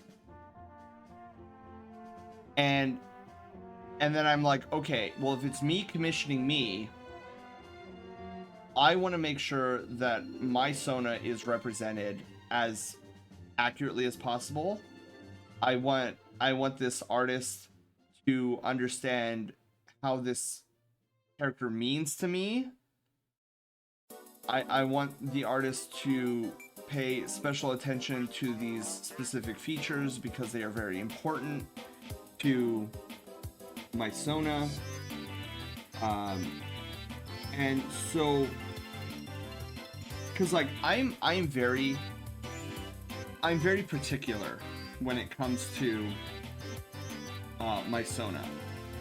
I want my Sona to be treated with care, with love, appreciation, and I want the artist to know how much it means, like this Sona means to me. And by me visualizing me as commissioning me, then I take your Sona from the mindset of, what if this was my Sona? Do I want this artist to be cutting corners?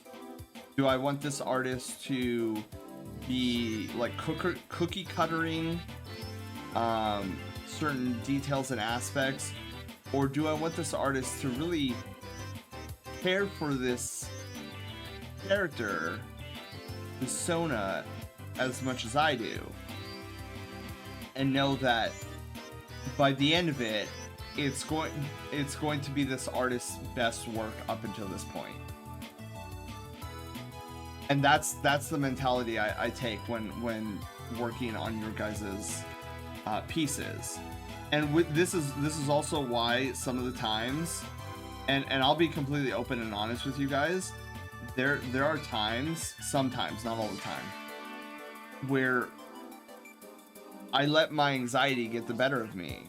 Where there are some times where I don't know if scared is the right word, but like the weight of the go live button on an Art and Chill can sometimes get to me, because I'm like, oh, I'm doing all these people's Sonas and I need to make sure that they're perfect, because if it was me, I would want the artist to do their absolute best work.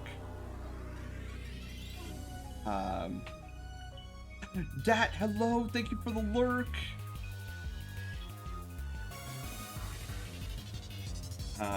So yeah, sometimes I get in my own head like that, cause like I have impossible standards for myself. I wish I didn't. Like I wish I wasn't as cruel to myself as I am. Where like for myself personally, like I would never do this to another artist. Like if I was commissioning another artist, I wouldn't be this strict. But when it comes to myself, I demand perfection. Like if I don't get perfection, then I'm not doing my best work. Now, I've gotten a lot better with it, where like I still strive for perfection and my best work, but I don't do so in such a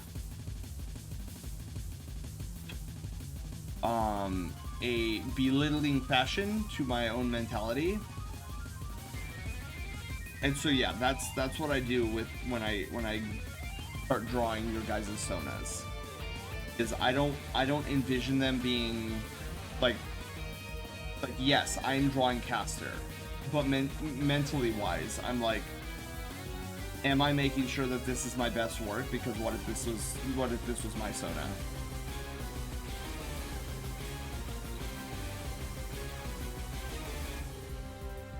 And so yeah, I wanna care about my work. I wanna make sure that I put as much love and effort into the work that I'm doing as you guys do with your Sonas. Tuxen, hi, how are you doing? How's the stream going? Oh, dude, it's going great. We've been chilling. Oh my god, we have been so chilling. Tungsten, been doing some art.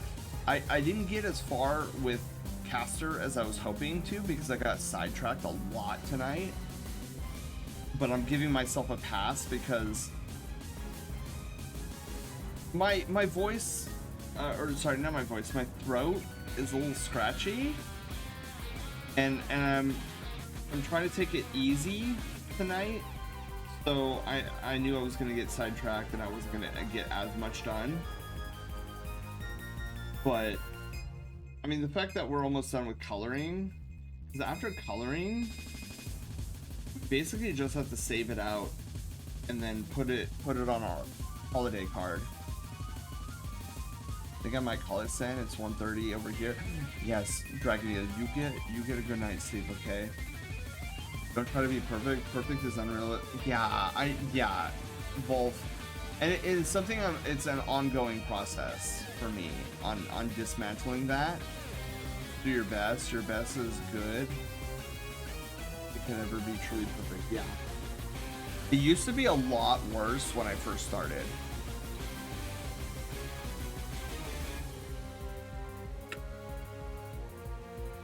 Oh yeah, I'm not gonna push myself too hard.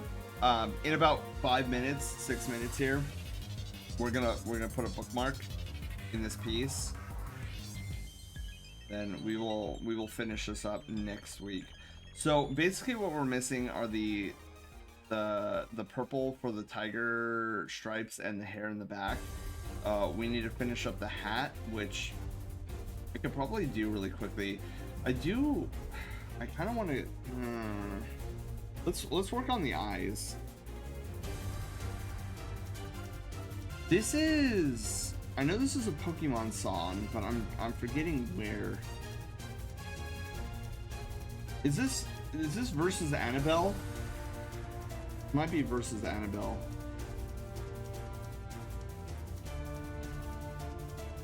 Oh, Caster, I never finished my thought if you're watching the VOD from earlier, but I really like the contrast between this deep purple that you chose and the powder blue. I think it's a really cool juxtaposition between these two colors. I'm also kind of impressed that these purples are different. Like the purple of Caster's hair is different from the purple of Caster's eyeballs.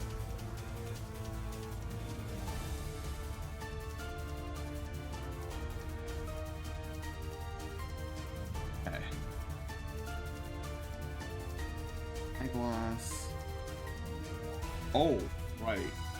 That is incorrect. No, you know what? No, I'm gonna leave it white. We need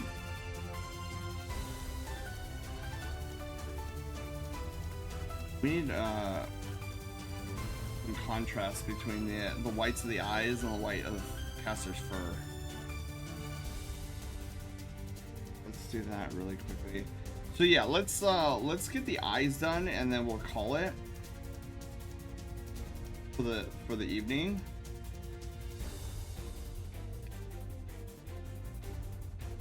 I think that'll be a good stopping point. So next week, Art and Chill, we'll finish up Caster.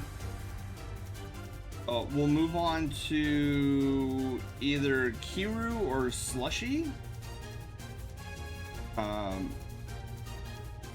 know both of them are on the queue next, and we will get to both of them. It's just which one am I going to start first? So we'll make up our mind next week. And then tomorrow, since we're starting to wrap up here. Tomorrow, we're going to do more Legend of Zelda Echoes of Wisdom. Now, I do not believe we're anywhere close from being done, even though from the map, it looks like it. We'll see what kind of crazy adventures we get into tomorrow with our Zelda adventure.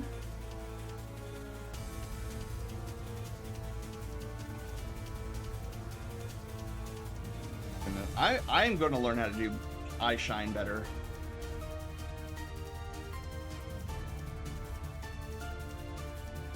That's honestly really creative. I think so too. I think that is one of the coolest features of Caster's Sona. Well, that's right, we still haven't done the hat yet either.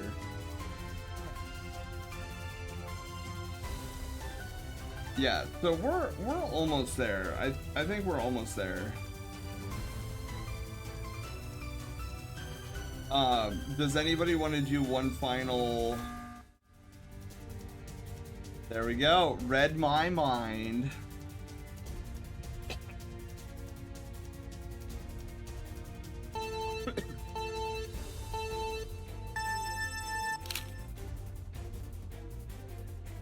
Yeah. Just like that. And the ad break is finishing too. Sporkle. Shwish. Sporkle, Sporkle. Alright. So I think that is where we're going to wrap up our adventure. Let's start closing down shop. Guys, that was an incredible stream.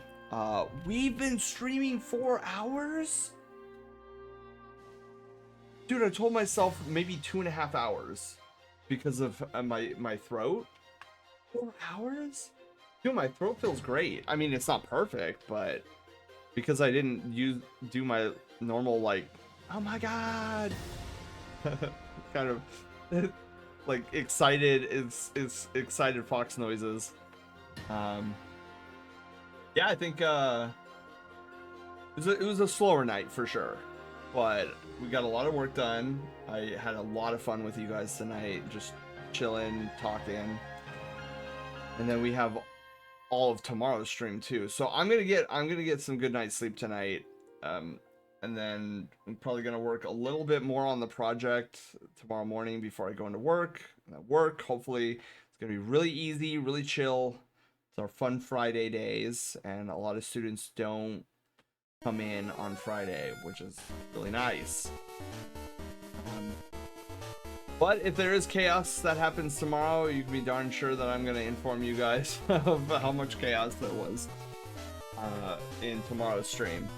Anyways, you all, let's find a raid target and oops, a raid message.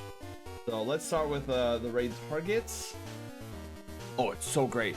So remember how like last week and all that time before, how it would have to be like exclamation mark raid target, and then I would have to put in a raid target? Haywire takes care of it for me.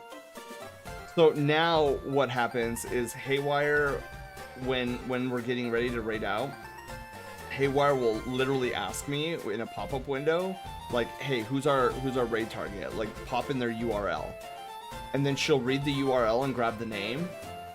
And then that's how she sets up our raid target for us. Super cool.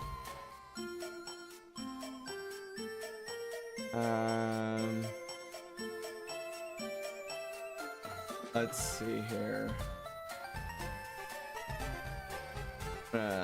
Oh man, I came in too late. CJ, I'm sorry. Yeah, I've gotta start wrapping it up here.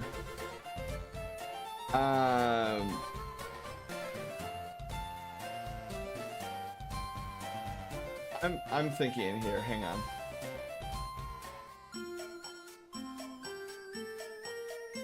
This song is too loud. Hang on. I'm gonna lower it really quickly. Let me see who's online. I might choose somebody like completely new tonight. Do you guys feel like, do you guys want to try a new raid target? So hang on, this person might be ending, question mark? Hang on, before I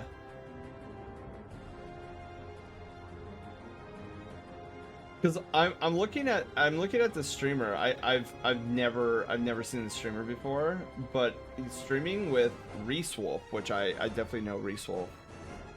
I refuse. But this streamer is talking about when he's streaming next, so I don't know if he's planning on. I mean, he's been going for 8.5 hours. Oh, darn.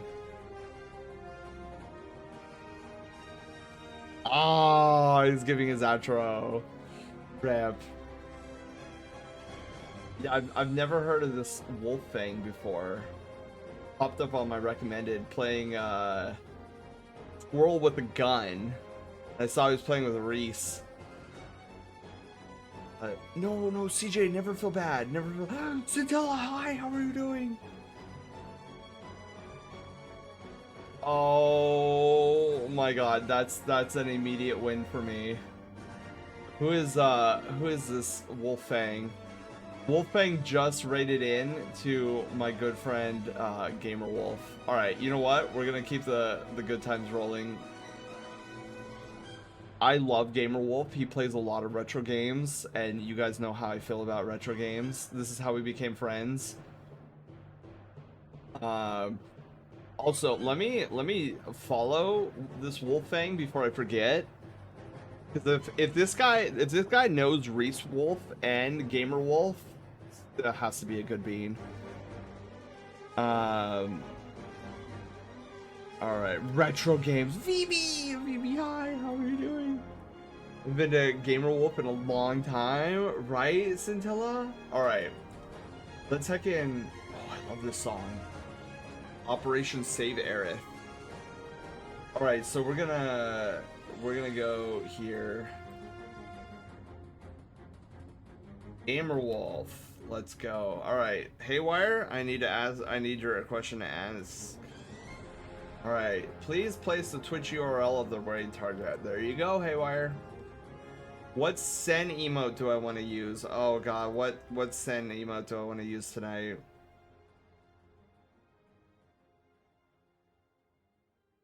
Oh, this one for sure. The cozy? Let's do the cozy tonight. Alright, send cozy. Alright, Haywire, next question. What is the raid message? Haywire, I would like our raid message to be... What should I... We were cozy.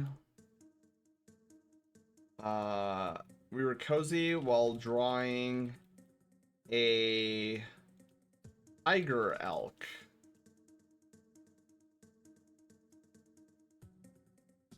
But okay. Alright, Haywire's posting our raid message. We were cozy while drawing a tiger elk. So if you guys have our emotes, feel free to use the first raid message. If you do not, feel free to use the second. Or if you want to use any raid emotes, any emotes of your desire. All right, you guys. Well, I am gonna head off to bed. We are a tiger with a nice. Oh, Wolf, that's a good one. Okay, guys, do you think we should change it to No, we're gonna keep it. We're gonna keep it because it was a very cozy stream. That is a good one, Wolf. Keep that. Keep that. Use that as the second one. Alright.